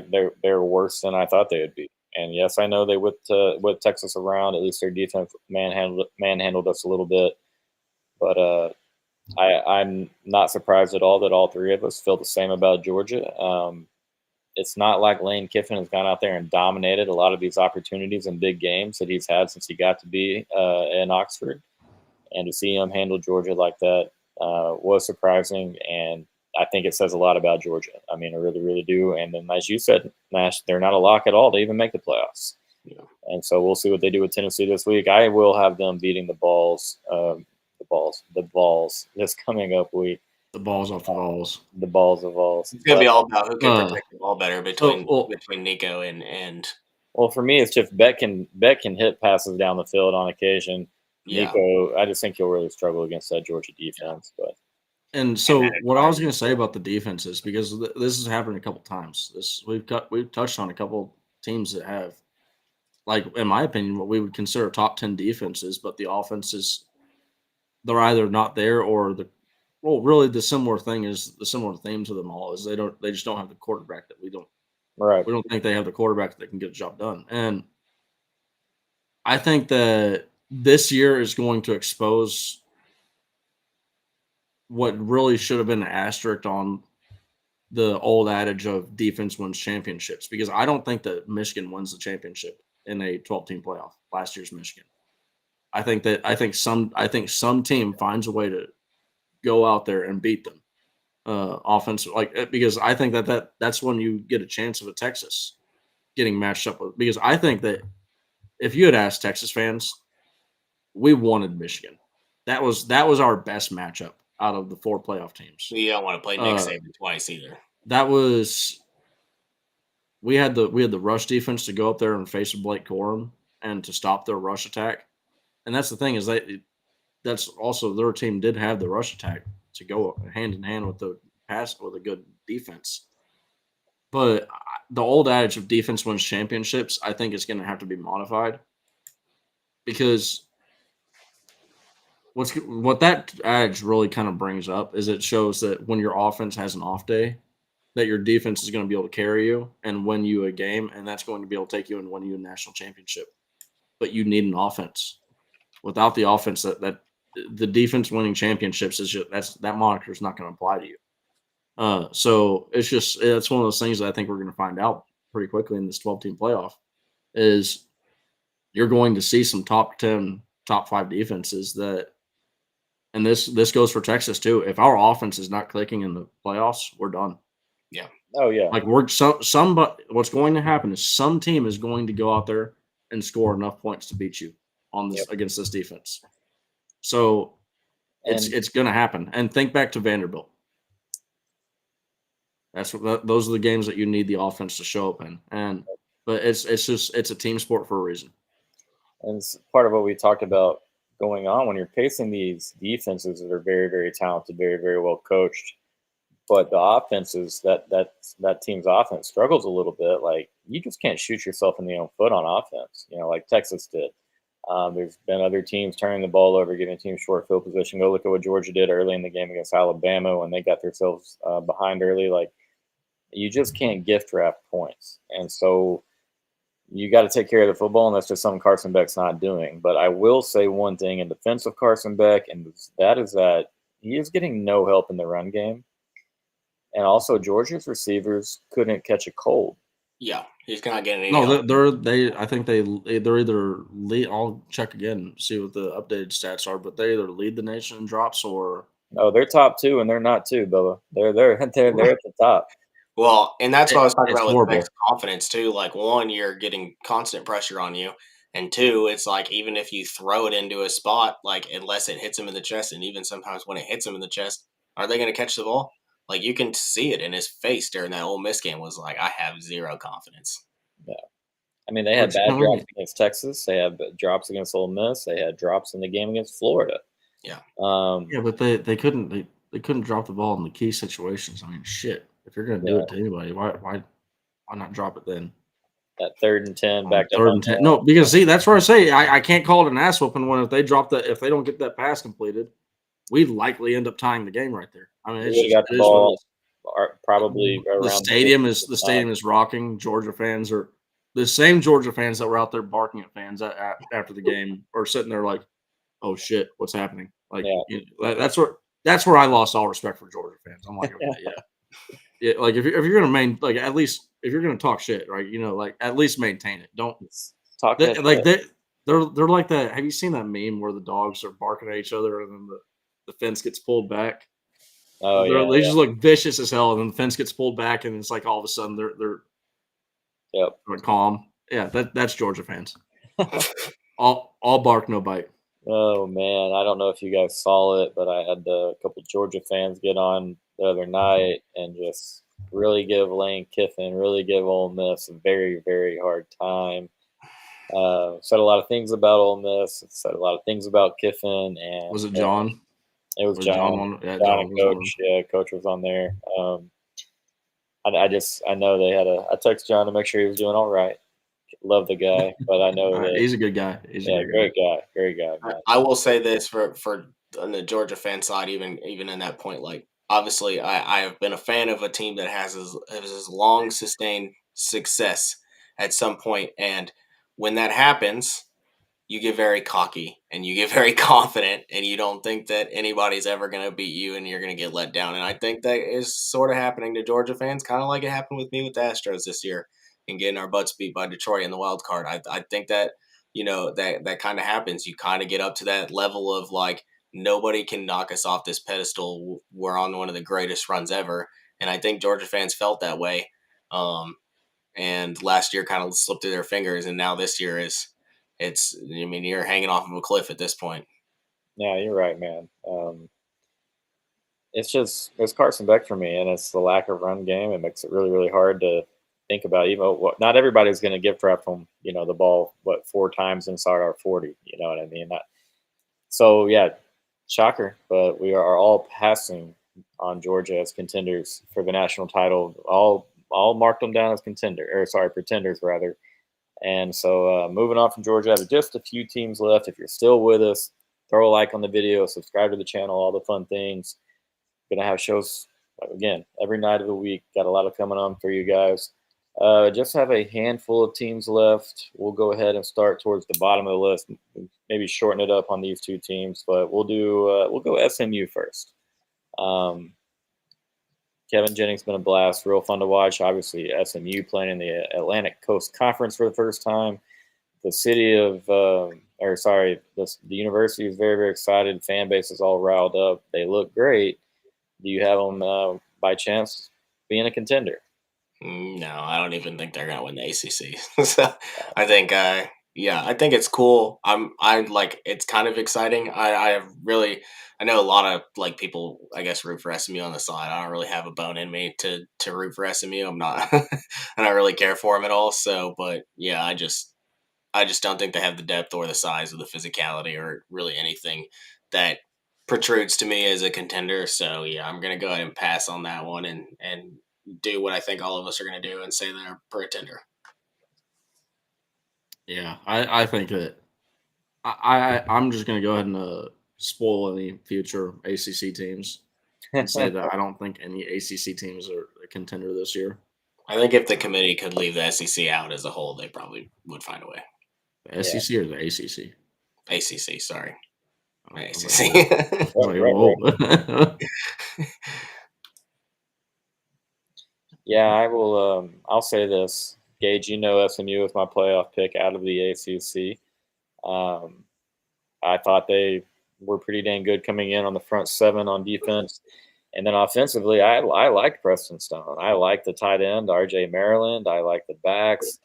I've been really excited. You know, not that Preston Stone didn't work out and Kevin Jennings took over. I mean, I didn't like just nail the prediction because I thought Preston Stone would be good.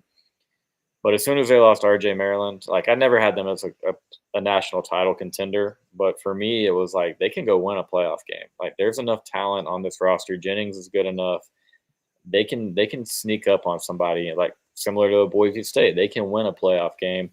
They lost RJ Maryland, I think, 2 weeks ago. That is a massive hit to that team. They do have a lot of talent at wide receiver, but for me, that kind of it kills my buzz on the old Southern Methodist Mustangs, and so obviously all in the pretender status there. Let's go on to the team ranked 15th in the AP poll, the Texas A&M Aggies. Is there a chance in hell any of you guys have the Aggies contending for a national title in year one of Mike Elko? No, I think that they've had a very good year. I think Mike Elko has definitely got them on the right trajectory. Unfortunately, um, I mean, we'll see how it continues to tread that way because this has happened before where the one of the coaches at A&M has had a good first or second year and then it's kind of fallen apart the train. But yeah, I just the offensively they just don't have a quarterback. I mean, well, it goes back to LSU game. First of all, LSU's obviously now that we know that they really do suck as much as we thought they did. But you look at that situation where it's like they just completely were unprepared for a running quarterback to come into the game. And then the next week, South Carolina is prepared for a running quarterback to come in the game, and they look a lot better. Now, I think South Carolina is probably better defensively than LSU, but you get where I'm saying. I just don't think that A&M offensively especially with the injury now at running back. I just don't think that they have the horsepower to even make the college football playoff at this point. But great first year for Mike Elko. I think that A&M is, in my opinion, is treading upwards from their natural position of 7-5 or 8-4, whatever their normal record is. So I think that they might get to 10 wins this year, which we'll see. I don't think that they will, but even if they get to what are they at right now? 8 wins, 7 wins. I don't know. They lost twice. There's 7 wins. 3 more games. There's 7 7 So I could see them winning probably 2 more. The offense is just not good enough. Yeah, they got New Mexico State. They got one more at least Yeah. on one more win. Yeah, and Moss is out, right? So he's done for the season. So I got them as a pretender. The way that I look at this is their team is very similar to Oklahoma in the fact that when your coach mid-season makes a change at quarterback, that's just screaming everything in the world to me, right? Like that, and then also especially if they ever switch back like they did to Oklahoma. No, They did it so here. far, huh? yeah, they've done it. A&M did it too. They went back to Wegman. Well, no, they went from Wegman to yet. Reed to No, Wegman to Reed. but Wegman had the injury, so Fair. Wegman was injured. Reed came in, then Wegman healthy came back in. So that to me, that's more like Arch Manning. But the difference is when Steve Sarkisian put Arch Manning in versus Georgia, Quinn Ewers tried to back out in the second half and Right. still played the game because the team has the faith in Quinn Ewers as a quarterback. They were gonna win or they were gonna lose with Quinn Ewers out there at quarterback. And You didn't see that with Reed. Reed's been out there ever since then. And to me, that just either lets me know that you didn't have the correct pulse that you need to have on the quarterback room, which is the most important room in the most important position room on the football field, Yep. or maybe a guy just came out of nowhere, right? Maybe Marcel Reed progressed throughout the year, and that's entirely possible. But we'll see, and because Marcel Reed started to struggle, and this is where you're going to really start to see does Mike Elko just switch back to Connor Wegman? I think Does he end up flopping back and forth? Because at the second that he does that, I think that really starts to hurt the team mentally. It's like, do you just let Reed develop as a passer and figure it out and continue to have the legs as a threat? Because I think that's what I would do. Klein feels, in my opinion, he's more comfortable calling a game for the quarterback, the dual threat type of quarterback. I mean, not that Will Howard was a crazy dual threat quarterback, but he more than capable with his legs. Obviously, Reed can move around. It helps out an offensive line that has had a lot of issues. You know what I mean? You don't have to be perfect in pass protection or even in run blocking when you have Reed running the zone option, zone read, whatever you want to call it. And so, to me, obviously I'm going to say the pretender. I do agree with Gage. I think Elko's had a great year one. I was a fan of the Elko hire. I absolutely hate that it has kind of worked out the way that I thought it would. I had A&M entering the Texas and Texas A&M game at 9-2. I had Texas entering at 10-1. So that is on track at the moment to come to fruition. I said before the year, I thought on my prediction show with Gage that A&M would be playing for a shot to make the college football playoff that night. Here's the thing. A&M could beat Texas on November 30th. I'm not going to sit there and call A&M the better team. I'm still going to call them a pretender. Hey, down the line, Mike Elko is going to have a really damn good thing going in College Station. I believe that. But as far as this year, when you talk about with that offense lining up, as we've said over and over again, and facing really, really good defenses 3 or 4 times in a row, it's going to be really hard for them to beat them. There's smoke with Jonte and everybody, buddy. He's in an Oregon jersey on Instagram. He's posting about you guys. Let me just say this. I would be very surprised if Jonte ended up at A&M unless put on that tinfoil hat. Elko brings Jonte in. He was like, tell us everything you know about Sarkisian's system. And they do this like right now, obviously, before we play again. So that, I don't know. I'd be surprised if Jonte ended up over there. I will say that. But I love Jonte. I hope and I pray for Jonte. But even if you're the Aggies, and I'm thinking with Mike Elko hat on and what he wants to build at A&M, I don't think that Jonte's a fit. I will say this: there is a very legitimate reason why this all happened. As far as Jonte Cook departing, I'm not going to get on and share information that is not wanted to be shared. But if everybody knew what took place, I just say they may feel differently about who and what they want on their roster. Yeah, and they do know about that, right? Like Elko, they're gonna find out, So. Oh yeah, absolutely, yeah, no doubt. And that's the thing is, like, I like Jonte Cook. I want it all to work out. I was a goofball when I was, around a 20-year-old man, and so I'm not faulting him or blaming him. It's just, hey, like, I hope he grows up, figures it out, puts it all together, and does really good things on the field. Unless it's at an A&M or an Oklahoma. But yeah, so A&M or Oklahoma might be ready to take him. You're not kidding. I know that school up there in Oklahoma. They're gonna hit that portal heavy, buddy. Yeah, I could see something like that happening. Yeah, wouldn't be shocked there whatsoever. To be honest, wouldn't be the first Longhorn to defect to Oklahoma. Yeah, right. Well, moving on from Texas A&M, let's move on to the Alabama Crimson Tide. A lot of people left them for dead after the Vanderbilt loss. Just because, they beat Georgia the week before, lost to Vanderbilt. People just kind of gave them the benefit of the doubt for that one big win against this is true, AT. You got to really hate it, man. That Evan Stewart, Jonte Cook rivalry went nowhere, buddy. That is a sad story. It went nowhere, my man. All the beefing, all the playful jabbing and bantering, and what it did to us fans on Twitter.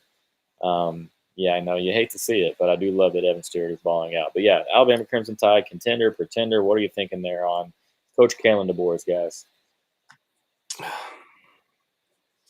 I am a I'm never going to be on the opposite side of Kalen DeBoer again when I come to talking about that man. I have the utmost respect for him, and I think that he's going to be great at Alabama. And I think that Jalen Milroe, they have an identity, right? And I know that Jalen kind of struggled against Tennessee, and I know that loss kind of like put a damper in things.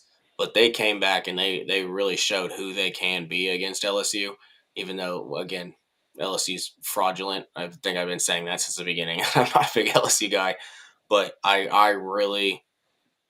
think that I have to pick certain teams that I believe can win a national championship, and I think Alabama is one of them. I think Alabama is a contender. I think that their defense is very, very good. I think that they have a very good head coach that knows how to scheme right against certain systems, and if you give him time to prepare, he's going to be prepared.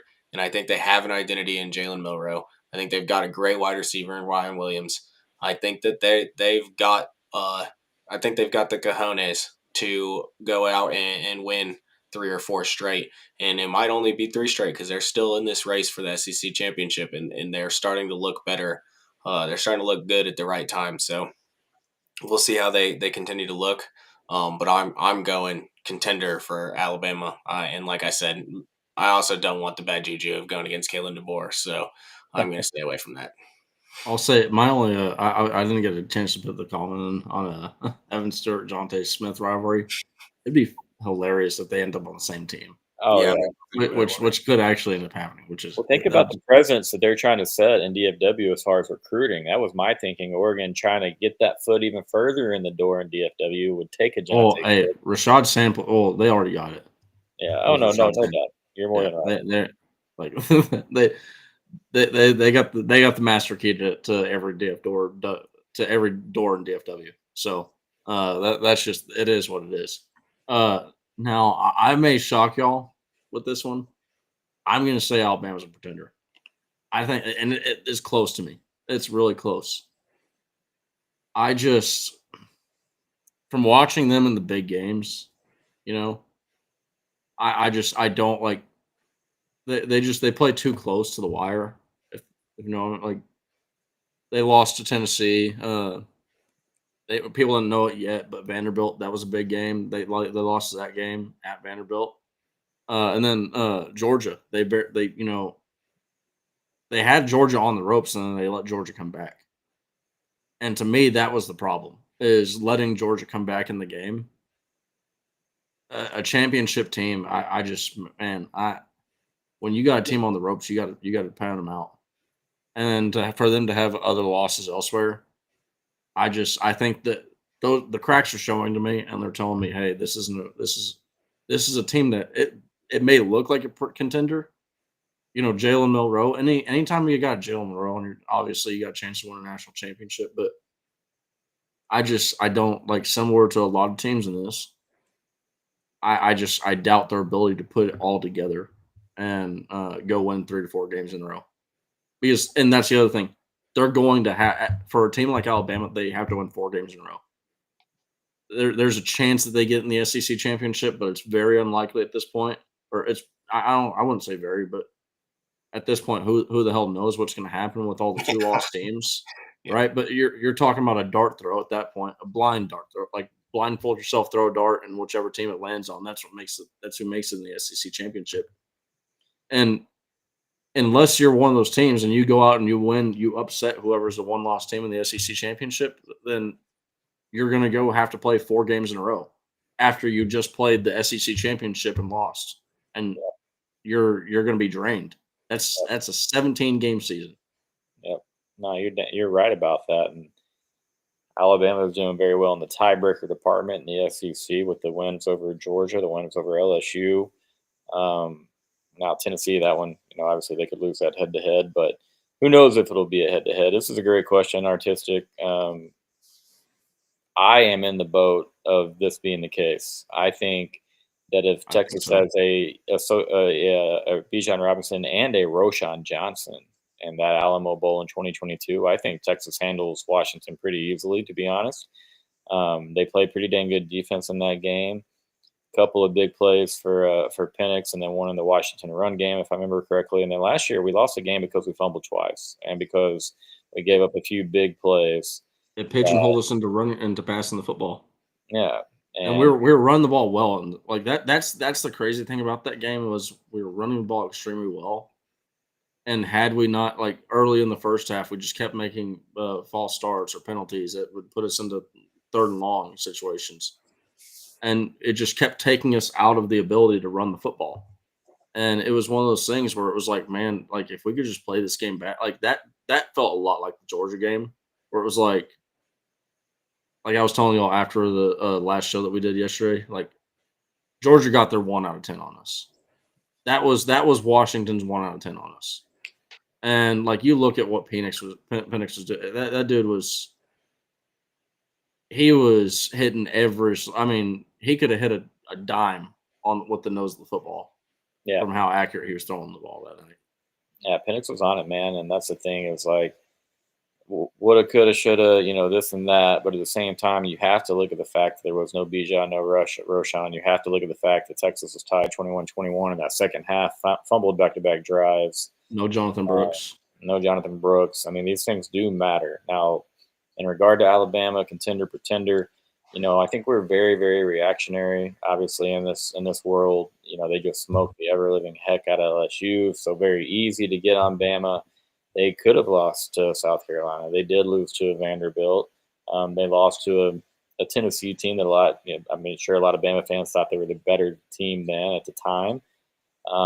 So I get why there's a lot of people questioning Alabama and whether, who LSU really beat. They beat Ole Miss, yes. It took a war for that to happen, but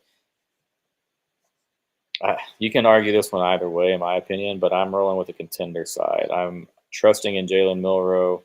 I love their backfield, man. You've got Jalen, Justice, and Jam in the backfield with Jam Miller, Justice Haynes, and then, like you said, they got Pat. I think Abel, you had the comment up there somewhere, brother.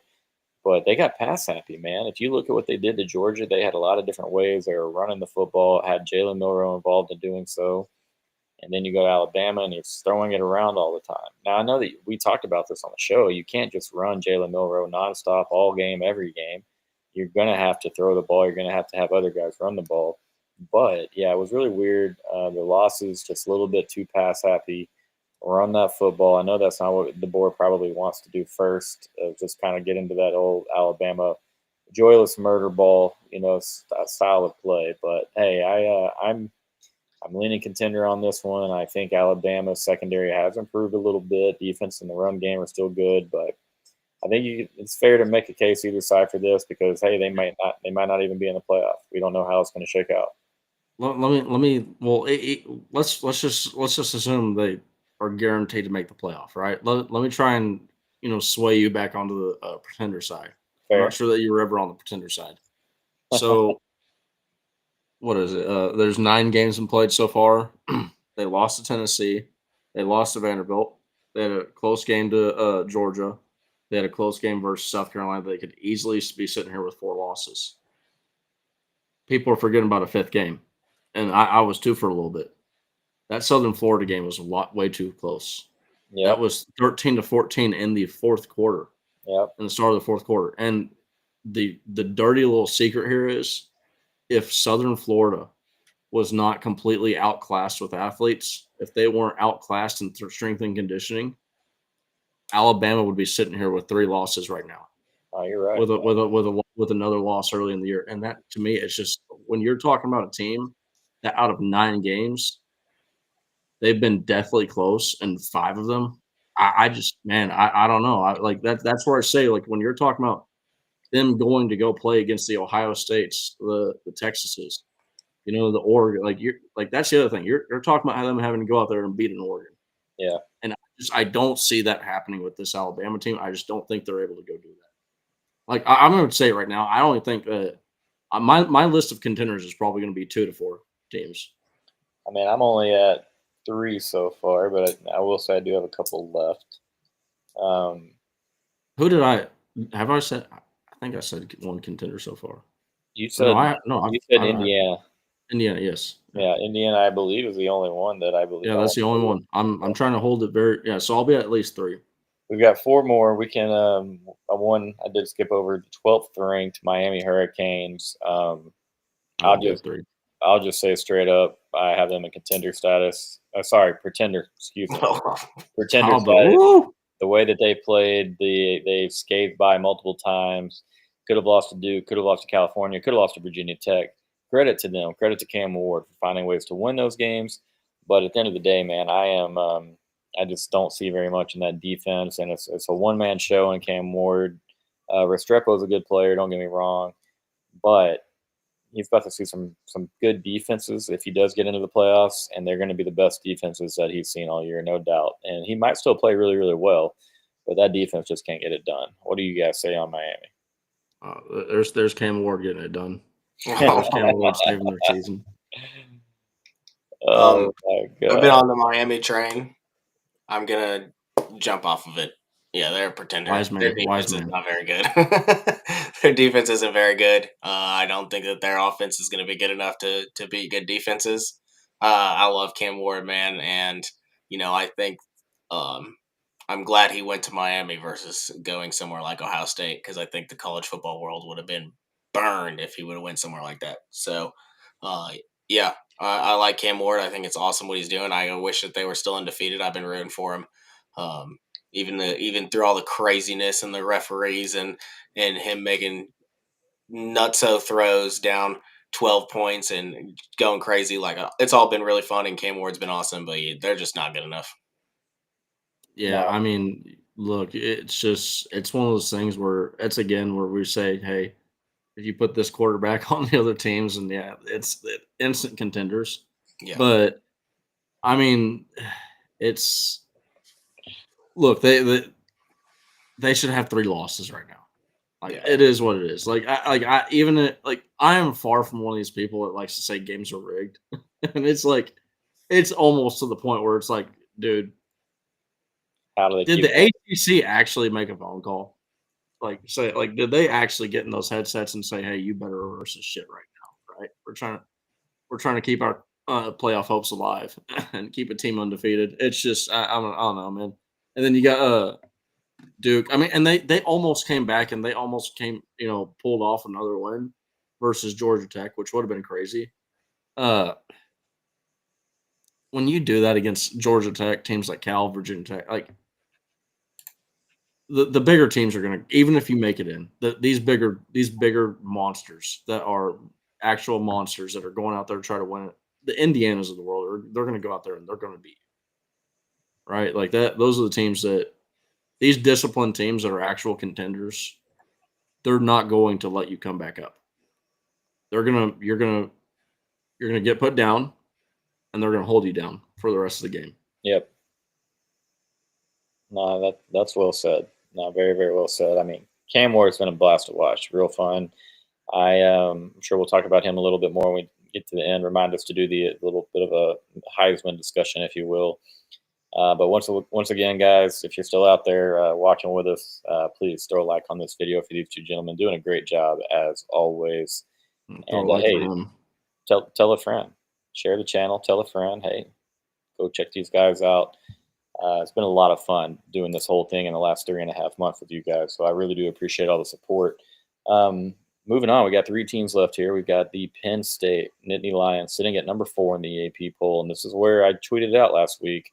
The Big Ten they're getting a little bit more love than I thought they would this late in the season. Now it helps that, Oregon's undefeated, Indiana's undefeated, Penn State and Ohio State both have 1 loss, and it's Penn State lost to Ohio State lost to Oregon. So all 4 of those teams, 2 combined losses and all to each other. Is Penn State the 4th best team in the country, and are they a contender to win the national title? I think Penn State's more like the 10th best team in the country. I think that they're very lucky that it's a 12-team playoff. I think they're perfectly fit to make the playoff. I think lots of people have said that. I don't think that they're a national championship contender, though. yeah, I mean, you saw it in the Ohio State game, like where they fall short. You can't get into the red zone and struggle in the red zone that way. But I will say this about Penn State, that they have, against the opponents that they've outmatched talent wise, they've really put it on them, and that is the confusing part about it. But then you look at that Ohio State game, and you're like, man, they should have won. I mean, you had two times you're inside the 5 yard line, and you have a first and goal inside the 5 yard line, and you don't score any points. So yeah, I mean, I just don't see it happening through 4 games. When we're talking national champion contender, I'm not saying Penn State can't get in and win a game. I don't think that they're good enough to win. I don't think Drew Aller is good enough to win. I don't see any way that they can do it. I think they're probably appropriately ranked at around 10 would be their best case scenario, I think. I think it's they're real like there's probably like one or two other teams outside of Penn State that I was really close to considering a contender. But Penn State's joining them in that category of like just being right there outside of being contender. Uh, for me, it comes down to they can't run the ball well against tough opponents. No. Like they can and see, similar to what I said about A&M on the opposite side of the coin. Penn State knows what they want to do. They want to go out there. They have the identity of their team figured out. Yep. They want to go out there. They want to run the ball, and they want to play great defense, and they want to win in time of possession, and then also they have the quarterback that, if needed, can make the play. And it's just, but if you go and you look at it, right, like if you look at the total yardage is going to kind of throw it off because the attempts can kind of go up.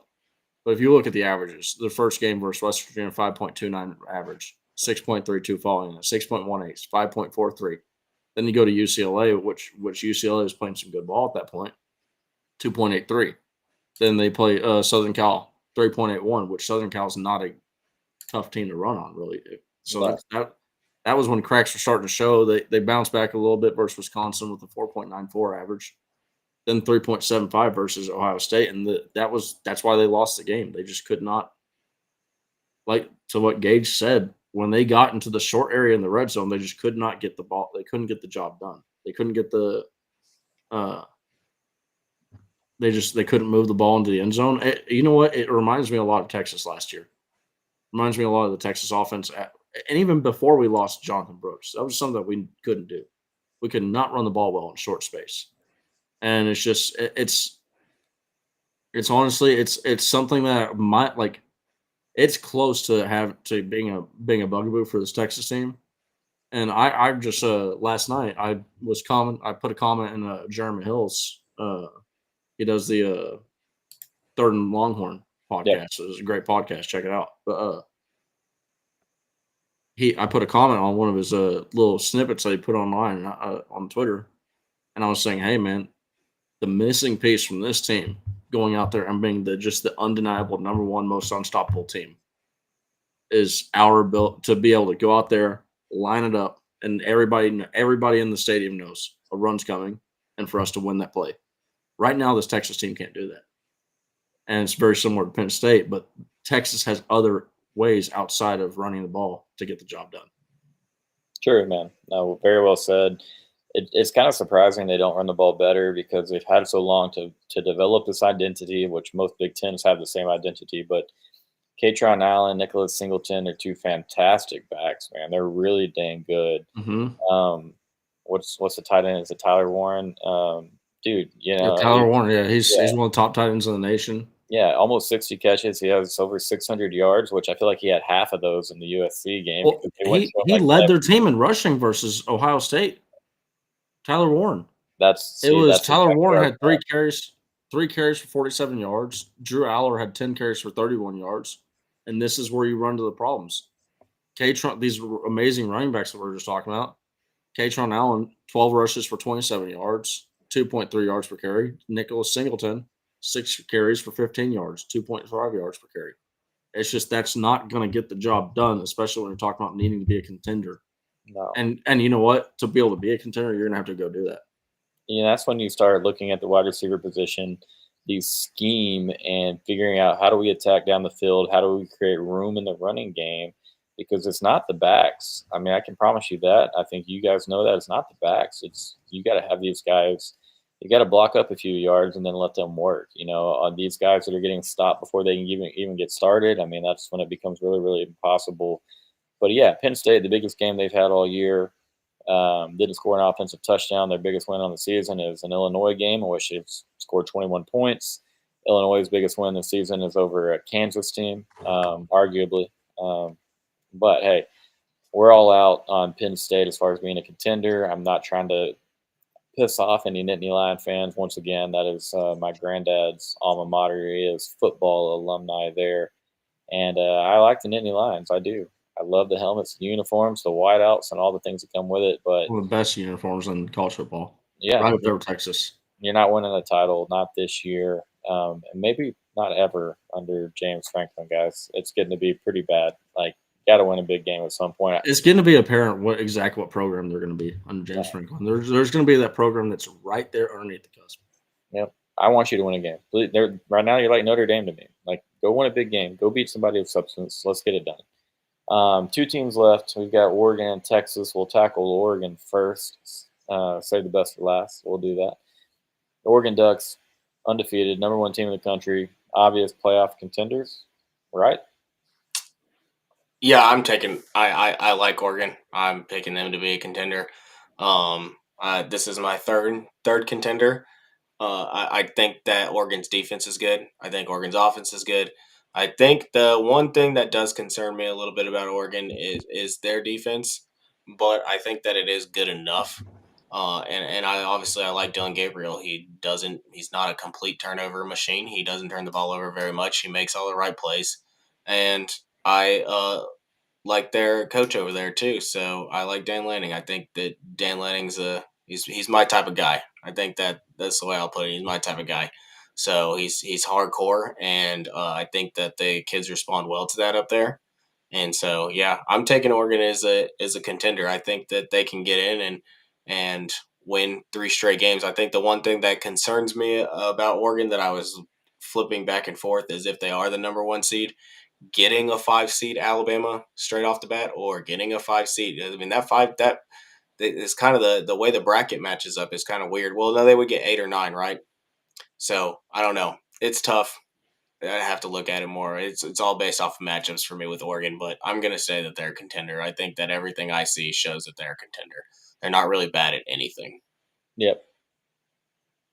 I just want to say I got a scouting report from this guy, Ben A. Bowles or something like that. It says that Dylan Gabriel sucks. He's a terrible quarterback. Jackson, Yeah. I don't know, man. I wouldn't listen. The defensive scouting report. The Little burnt vegetables, I'm man. getting, but so basically, what I was going to say for this is that I think that Oregon is definitely a contender. You have to have them as a contender at this point.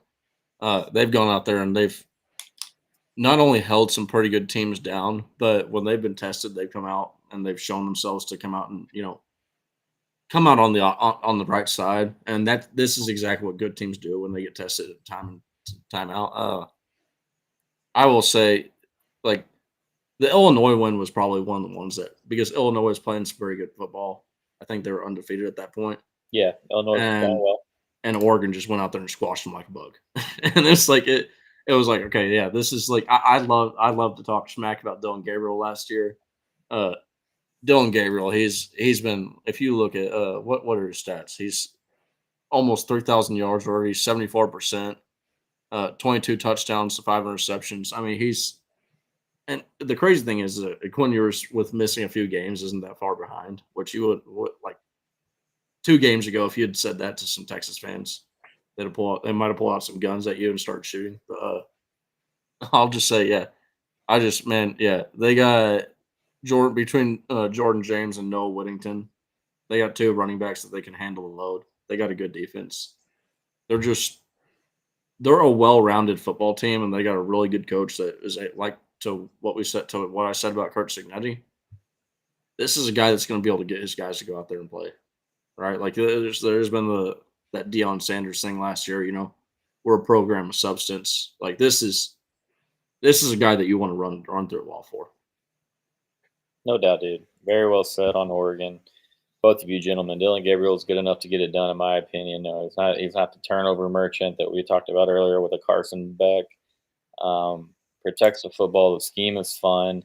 Now the defense. I don't think it's obviously not a top 10, top 15 defense of any kind, but they do force turnovers. They are opportunistic.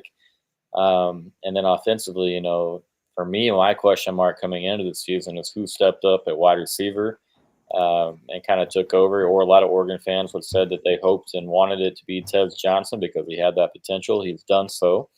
He had 64 catches and 600 yards. Well, then you go look at one second, guys. My son woke up. Y'all carry us for a minute. Yeah, I'll carry you on exactly that point. Tez Johnson, he stepped up, and you got Evan Stewart, who transferred over from Texas A&M, and he looked like he was actually kind of, I don't know, I wouldn't really call it struggling, but he wasn't really getting the volume that you would expect an Evan Stewart to get. But he went out there and he's he's done nothing but look great. And then same with Trayshawn Holden. I mean, that's a name that if you've been paying attention to college football just in general, that name has popped up in your head over and over again a couple times. So, I mean, this is a team, and then you also got the running backs that they can go out there and they can catch the football as well. So, I mean, it's just this is a well-rounded team with I think a pretty good offensive attack. And then, I mean, anytime you get a quarterback like Dylan Gabriel, who how many years? Yeah, he's what? This is his 6th year of college football. Yeah, I mean, 6 like that. When you get a quarterback that is this experienced, that's just a true luxury to have. Yeah. Yeah, no And doubt. I'll say about Oregon too. I think one of the things I was concerned about Oregon was, okay, how are they going to perform in a situation where they're struggling or they're down, and are they going to fold like they did against Washington twice last year? And there were times where they were on the ropes against Ohio State, where it seemed like, okay, Ohio State's going to pull away now. Okay, seems like Ohio State's going to pull away now. And every single time they fought back, every time they battled back, they made a play. Dylan Gabriel made a great throw downfield. Like they just continued to make plays all the way until Will Howard, I guess, ran the clock out. So yeah, there was a chance for Ohio State to still win the game, but Oregon continued to battle back, and that's that kind of attitude that you like to see in a team that you think can win a national championship. Because there are going to be times in this playoff where you have to, when you're going against 3 great teams and you have to win 3 straight games, where there might be a situation where it's like, oh, where our backs are against the wall right now, like somebody needs to make a play, and we've seen Oregon do that. Yeah, no doubt. The Ohio State was a big tell on them as far as standing up and, like you said, showing some resiliency. They did never fold. Found a way to win that game. But yeah, appreciate you guys carrying that for a second. I'm big on Oregon's wide receiver staff or wide receiver core right now with Tez, Evan Stewart, and Trayshawn Holden. I think that's a really, really potent group for Dylan Gabriel. They're good in the screen game. They're good attacking downfield, and then obviously the running back game has been pretty dang elite there with Jordan James. That's a bad, bad dude. And so, yeah, clean sweep on Oregon, all contenders. I think, they definitely have the capability of getting it done. Uh, who are we talking about here? Who can y'all think of the name off the top of your heads? Is that I want to say like Robinson something? I don't know. Man, it's gonna drive me crazy. Let me find it. They had a 5-star quarterback from Oh, UC. Dante Moore. Dante Moore. There it is. Yeah. There it is. Good point. Good call there, artistic. Yeah, I mean, Van Lannen's cooking. There's Oregon, that no title stat, if he stays around long enough up there in Eugene, it will change. I think we can safely say that. All right, gentlemen, we got one more team to cover. It is our own. I think we'll all be in a consensus here as well. Texas, contender, pretender. And what are you thinking? How are you feeling right now?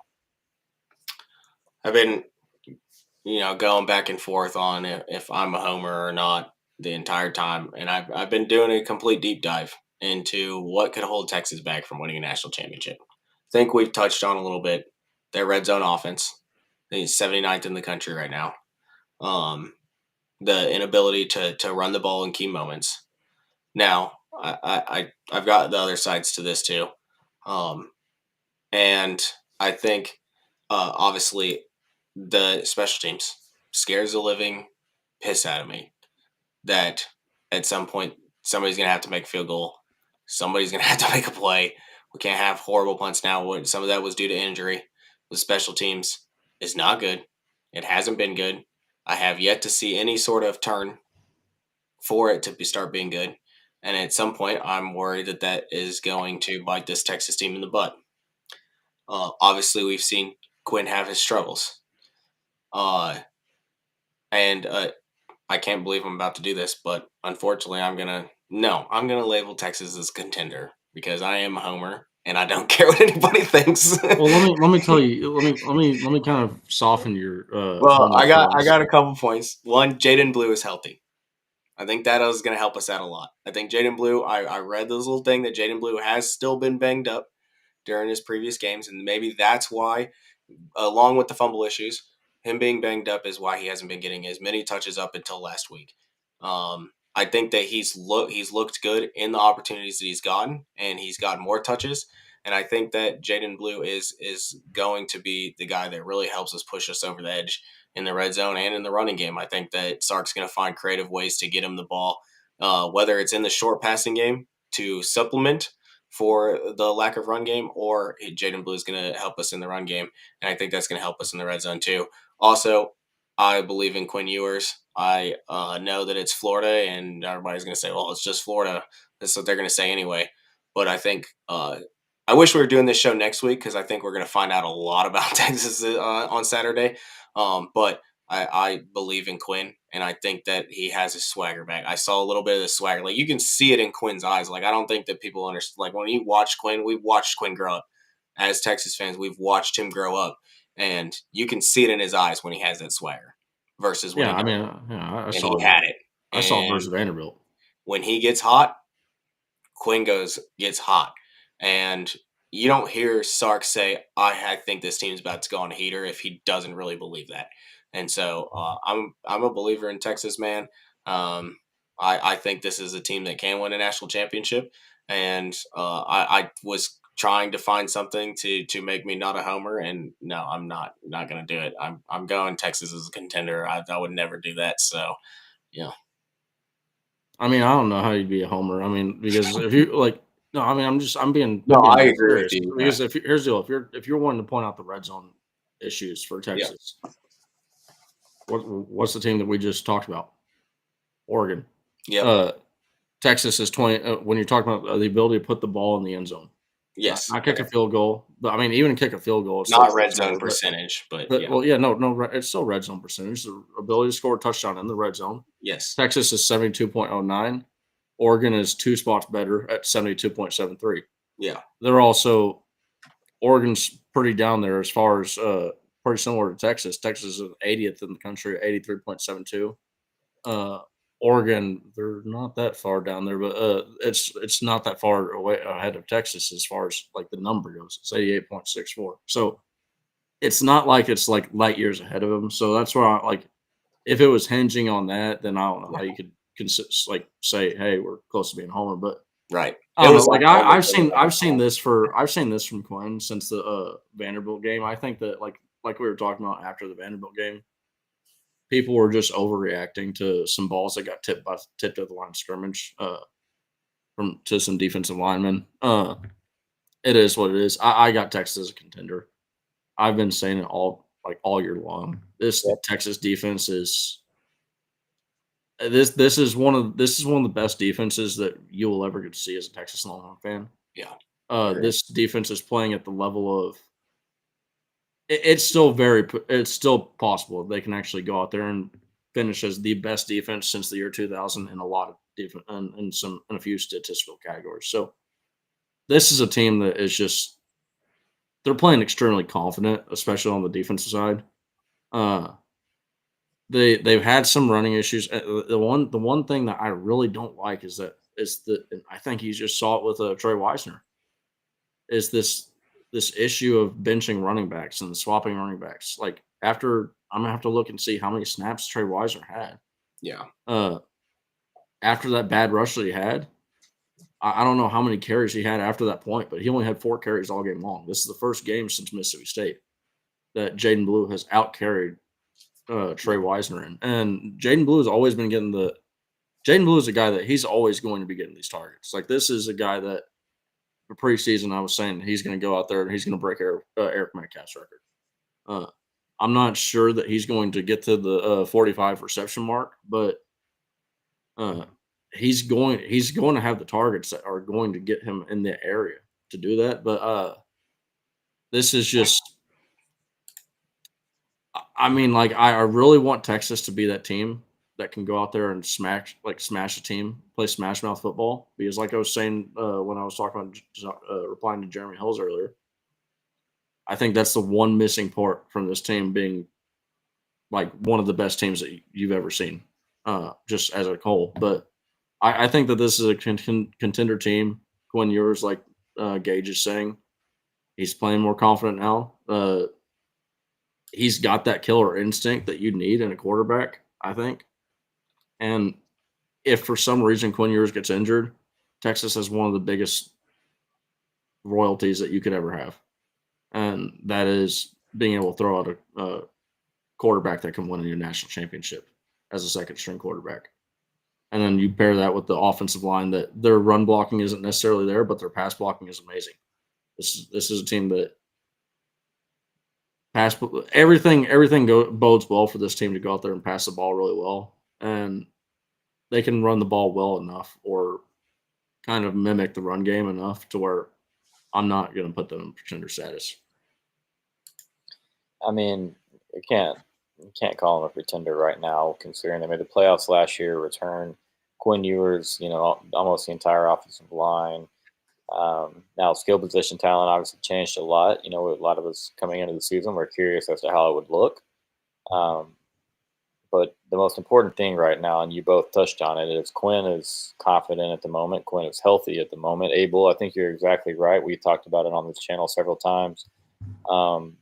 I think he was definitely still banged up against Oklahoma, against Georgia, and even potentially, maybe going into the Vanderbilt game. I think that he looks a lot different. He's more decisive right now. He's flowing through progressions. Doesn't look quite as skittish or deer in the headlights. There's a couple plays against Oklahoma, a couple plays against Georgia where he's maybe bailing from the pocket a little bit earlier than he should have or normally would have, or sometimes he's hanging in there a little too long. But this is another thing right here. Nash is talking about the run game. Gage talked about the run game. It is a bit of a concern. And I think it's time that we just go ahead and accept that we're not going to be a power run team. It's not going to look like that. We don't have the back to do that. Yeah. And so all these swing passes to the running backs, the screens, whether it be to back, tight end, or running back, these are just all extensions of the run game. And or the reverse play that we just saw. Or that beautifully, maybe the most artistic college football play in the artistically designed play in the history of the game. That was madness, and Nash and I will get into that a little more this week. But Sark is finding ways to make sure that we can still move the football without the power run game that he has had in the last several years as a play caller. And and I was a person that was kind of questioning whether or what the offense would look like without a bell cow. And he's still finding a way. And so with Quinn being healthy, that adds another element to this team, obviously, because as Nash said, Gage said, the defense is a real deal. Defensive line, hey, we might not generate the same type of defense as far as in the run game as we were last year, but we got a better pass rush this year. Linebacker play is better this year. You have another year of Anthony Hill. You have freshman Ty Anthony Smith, David Benda, and then you have Leona Lafau, who's been incredible since getting inserted into the starting lineup post ULM. And then go look at the additions with Andrew Makuba at safety. Malik Muhammad's good. Kobe Black's been great. Jadae Barron's, he's Jadae Barron. Michael Taft. I hate that Derek Williams went down. I'm literally naming the entire defense because they deserve to be named. Man, these guys are stepping up. They're balling. They're making plays. They're opportunistic. They lead the country in interceptions back there in the secondary. Robert, you said it, brother. The D is there. It really is there. Now, the deep threat capability you're talking about, if we can start hitting these consistently, that will help that in between the tackles run game. Yeah. That will help the wide zones and the outside zones. There is still room for this offense to grow, and that's the scary part. And I think that's why we as Texas fans are so damn confident right now, is because we've seen Quinn when he's really cooking. We still have more. Like, you look at all these receivers, it's still most of their first year working with Quinn. Matthew Golden, Isaiah Bond, even Silas Bolden, Ryan Wingo. Like, these are first year guys. This is Gunnar Helm's first year being a major, major part of the passing offense. He's been a big part of the run blocking game at tight end and done a hell of a job the last few seasons in Austin. But it's different now. So they're still figuring it all out. I tweeted out today, Texas is 8-1 in the month of September in the last 3 years under Sark. We're gelling. I can feel it. I think a lot of people can see it. Now, I'd love to see us hit, that upside, hit the roof on offense, hit the deep ball, open up the run game a little bit, because we'll need it come playoff time. But Texas is a contender. Anyone saying otherwise is just a hater. I don't care. We try to keep it as real as we can on this show. We try to be honest with you guys. If Texas was down and didn't have a chance to win a national title, we've been able to say that about our team for the last 12 or 13 years before last year. And so I don't think we'd have any issue saying it right here in front of you guys. I'm confident that Texas is capable. I'm not saying that they will, but yeah, gentlemen, any final words on Texas before you get to the last topic? I think one thing that shows what you were saying is about the run game, and Steve Sarkisian made a comment about how he's not afraid to go in there and take some suggestions. Uh, use something that might look good in practice and apply it in a game. And I think what you're seeing is a team that they understand exactly where their struggles are, which is the run game. And they're actively saying, hey, if you got a play, if you got a suggestion, man, toss it out there. It worst thing that can happen is the play just is stupid and it's not coming back. But the best thing that can happen is that play ends up being a game changing or national championship winning play, right? So you never know. Like, just toss some shit out there and see if it sticks, right? Like, that's what he was saying, and we're just tossing shit at the wall and seeing if it sticks. And He's definitely innovative. You know what I mean? Like, well, it's adapt or die. Like, it's that's to me that's one. If you look at coaches too, you see defensive coaches tend to stay at the top of the game a lot longer than offensive coaches, and the reason why is because an offensive coach, when the defenses start to adjust what the offensive coach does, a lot of coaches, and this is you go back to the Greg Davis, he could not adjust or adapt from the bubble screen offense. And when defenses figured out, because I remember we brought Greg Davis back and we're like, oh yeah, hey, this is gung ho, great, we're getting Greg Davis back. And it was like, oh shit, wait, teams know how to wait, teams are sticking, they're running nickel, they're running dime packages, right? Like, it's like there's 5 or 6 DBs out there on the field, and all of a sudden the bubble screen is just not as effective as it once was. So you have coaches that if they can't adapt with the changing of the times, their offenses are going to die. They're going to become dinosaurs. And you look at a Steve Sarkisian, the only way he's been able to stay at the top of the game is to, and this is actually kind of the funny part, because it's almost the exact opposite of what I'm saying. Steve Sarkisian's offense is so vanilla almost. And I know this sounds like very counterintuitive, but he can run his offense out of any formation. His offense is you can run it out of 2 tight end sets. You can run it out of just about any formation that you want to. And it's really just about concepts, and it's about doing these concepts really well. Yep. A lot of window dressing, a lot of the exact same concepts as you just said.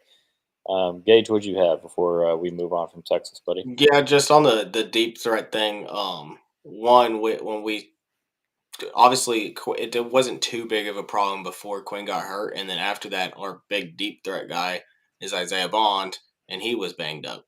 And so now that you're seeing both those healthy, I'm hoping that connection opens up a little bit more, and Isaiah Bond is going to be able to stretch the field a little bit more, and Quinn's going to be able to throw the ball down the field a little bit more. Like, we haven't really been able to see that connection flourish, like you were saying, that Isaiah Bond Quinn Ewers connection, and I really think Isaiah is good. I mean, he can take the top off of any defense. He's just so fast.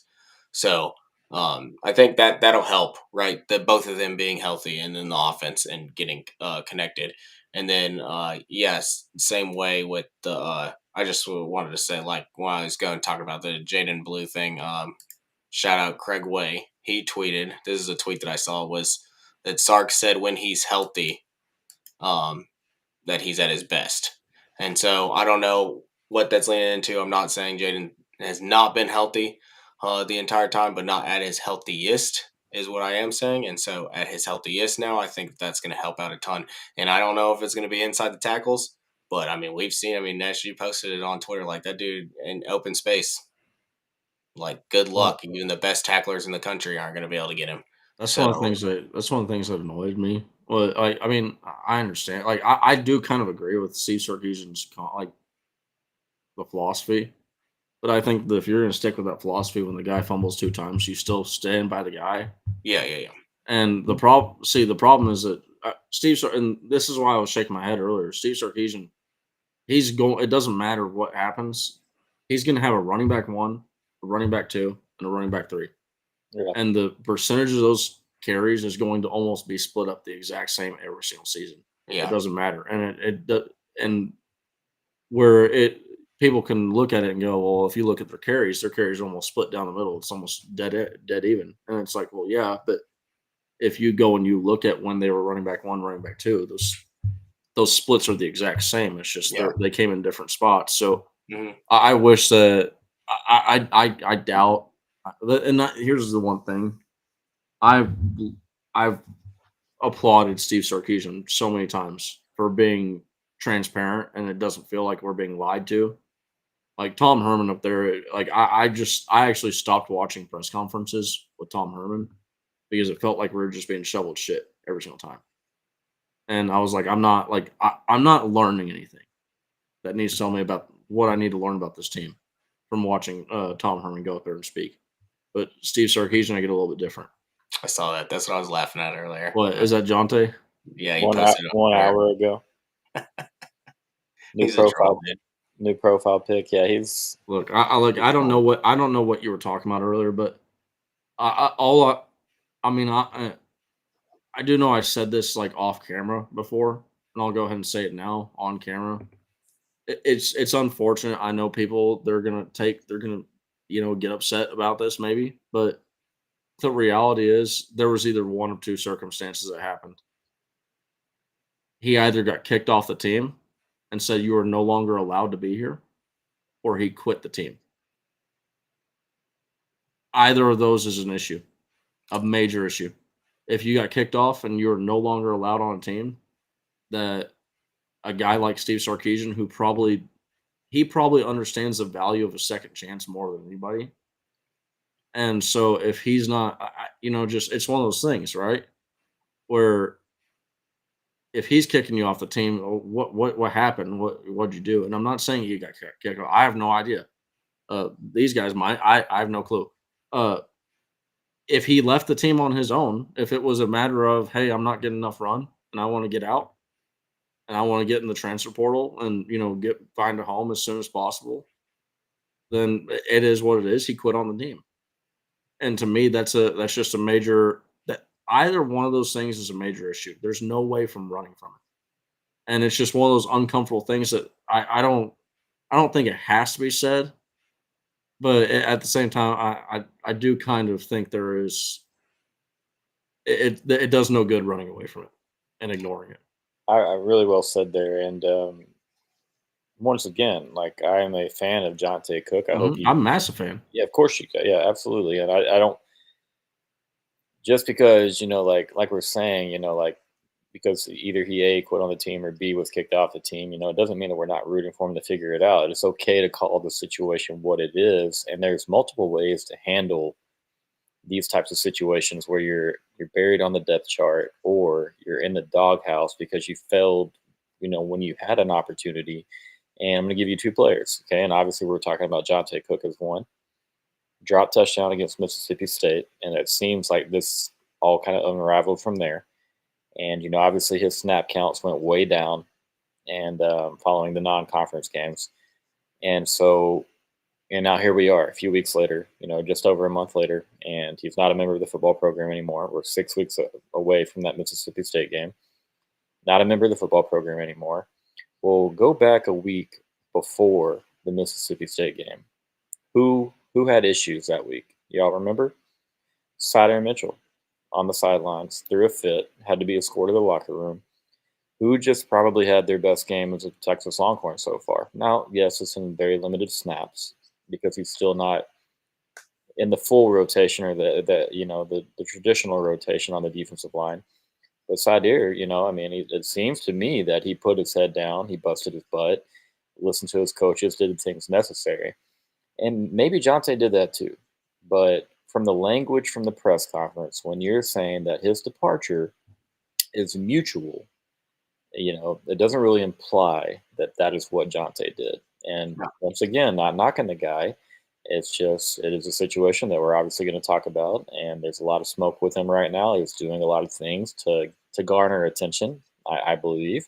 So yeah, we're going to address that, talk about it a little bit. But yeah, with that being said, guys, one more little topic, and for you guys before we wrap this all up, who is your Heisman front runner right now? Who you got out there? 20 years, baby. No. I'm gonna do it, Gage. I'm gonna go Dylan Gabriel. I want to go Travis Hunter, but I think Dylan Gabriel. I think they're gonna give it to a quarterback. I don't have this. No. Hold on. Let's make sure we're very clear on this question. Who do you want to win the Heisman? Not who do you think is going to win? Who do I want to win the Heisman? Who do you want to win? That's what he asked. Who do I want to win? Who do you think wins? So I thought you said who do we want? I think Dylan Gabriel. Yeah, Dylan Gabriel. I think Dylan Gabriel will win. Who I want to win? I would probably say I would like to see Ashton Genty win. I would like to. Obviously, I don't think Cam Ward's going to win it anymore, but he's been my guy from the start. So I'd like to see Cam Ward pull it out. But yeah, no, I think Dylan Gabriel. I think Oregon's going to stay undefeated. I think that he's not going to do himself any wrongs when it comes into the Heisman thing. And the only way I see it stolen is if Travis Hunter just has one of these just crazy. Colorado wins out, and Travis Hunter has a crazy couple games, especially on the national stage, like in a Big 12 championship, in AT&T Stadium, just goes absolutely nutso. I could see that happening and him stealing it. So, but I just don't see him not giving it to a quarterback. Yeah, I'm gonna go Dylan Gabriel. Well, I mean, I'll say this: by the time that the conference championships come around, they've already cast their ballot, so that's not really going to change much. I'll say also, Travis Hunter's had some really amazing games. He had 9 receptions, 153 yards, 2 touchdowns versus Cincinnati, and a 34-23 win. 41-27, 9 receptions, 99 yards, 1 touchdown versus Texas Tech. He's putting together some really nice games, all the while also playing at one of the highest levels of it. At the cornerback position. If Travis Hunter does not have a bad game in between this point and now, if he does not get injured in between this point and now, and he does not win the Heisman,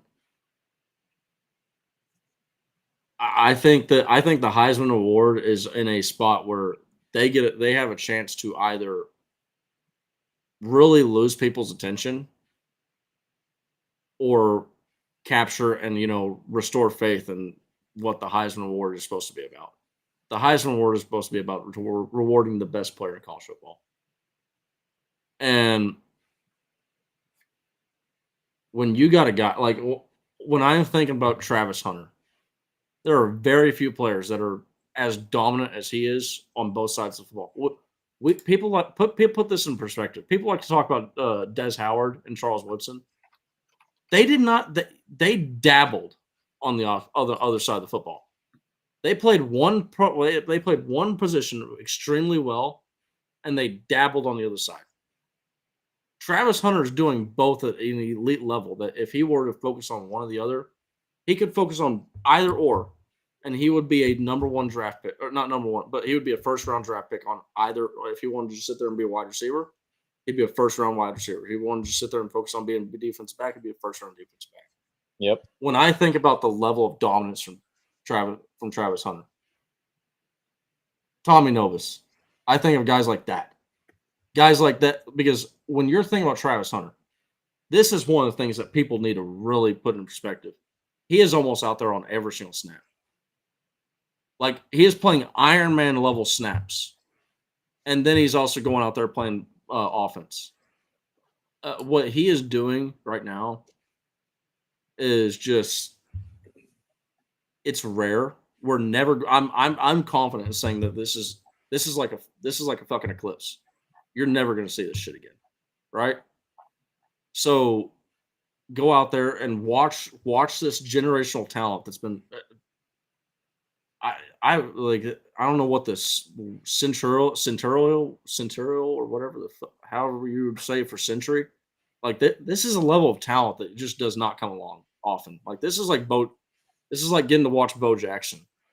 You know, it's just I just don't think people understand how good Travis Hunter is. And then also too, it's so unfortunate that some people just kind of have their opinions of Travis Hunter just because they don't like Deion Sanders or they don't like the hype that's Colorado's gotten. Which is ridiculous.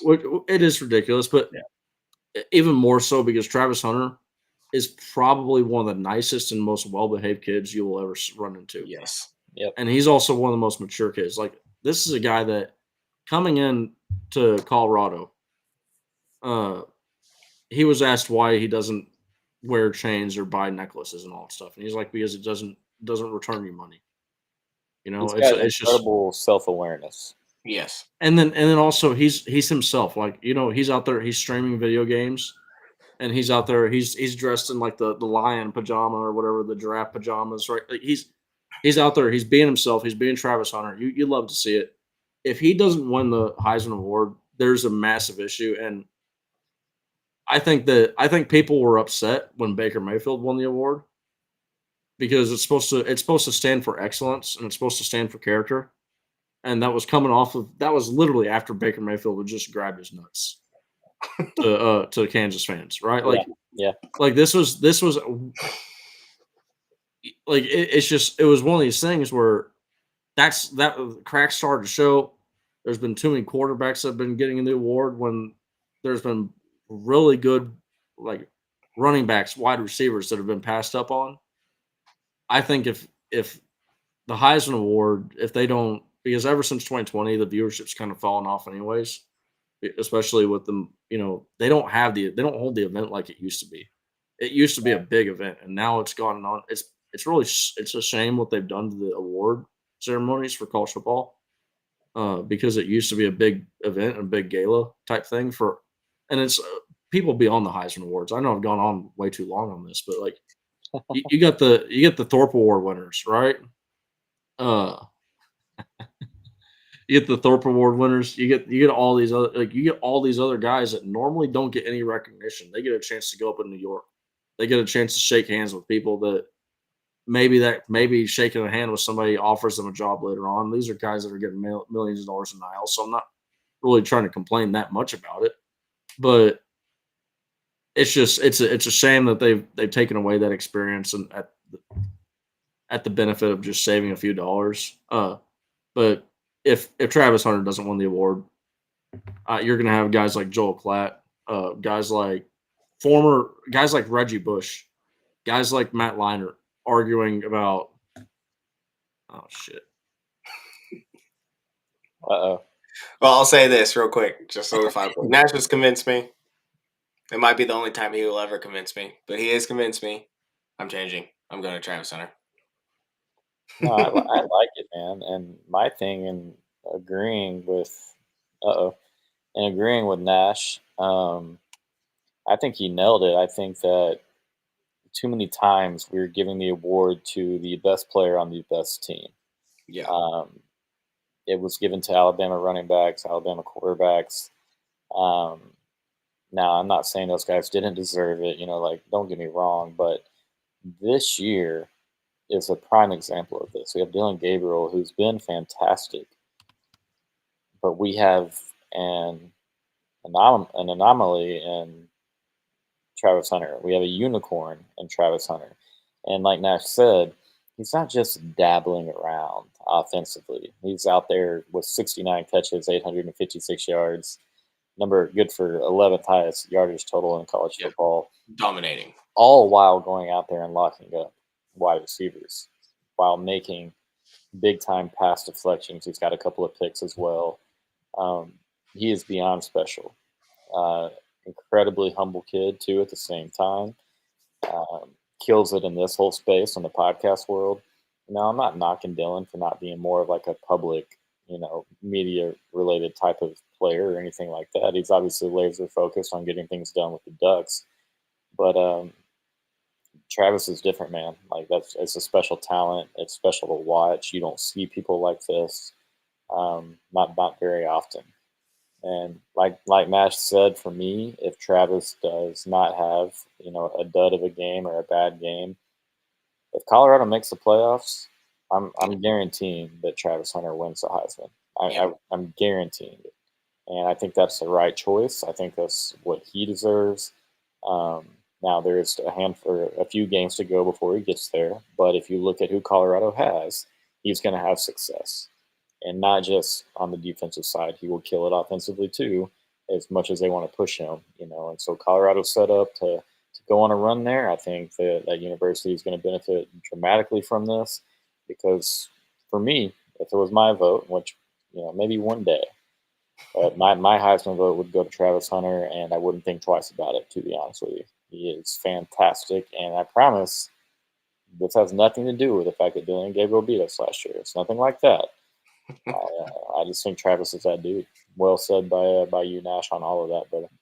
And Nash, you didn't hear, but I said that you convinced me. I am fully on the Travis. I was already kind of there, but I was definitely leaning that Dylan was going to win. But now I am passionately in defense of Travis Hunter, like you. That was very well said, and that I think Travis Hunter should hire you to go on like a tour. I love it. I'll hop on a stream every day, every damn day, and hype him up. I'll say this: like, if there's one thing that kind of like really points to just the stupidity of the award that we have in 2016, these were the top because I think they only invited 3 people to the award that year. The award ceremony was Lamar Jackson, who deserved to win the Heisman, Deshaun Watson, and Baker Mayfield. Okay, those are your finalists. Look, there were some really good seasons in there. Okay. One thing that stands out to me, Deshaun Watson, 41 touchdowns, 17 interceptions. Like, it's just like, that's not Heisman worthy, right? No. But the reason why he was on there was because he was on a Clemson team that was eventually going to the national championship. Yep. He won. And you look at, for me, I look at, this is one thing that really got me, was when you look at the best seasons of Texas running backs in the history of the Texas, 1,744 yards from Earl Campbell on 267 attempts in 1977 won Earl Campbell a Heisman Trophy. 2,124 yards from Ricky Williams on 361 attempts in 1998 won Ricky Williams a Heisman Trophy.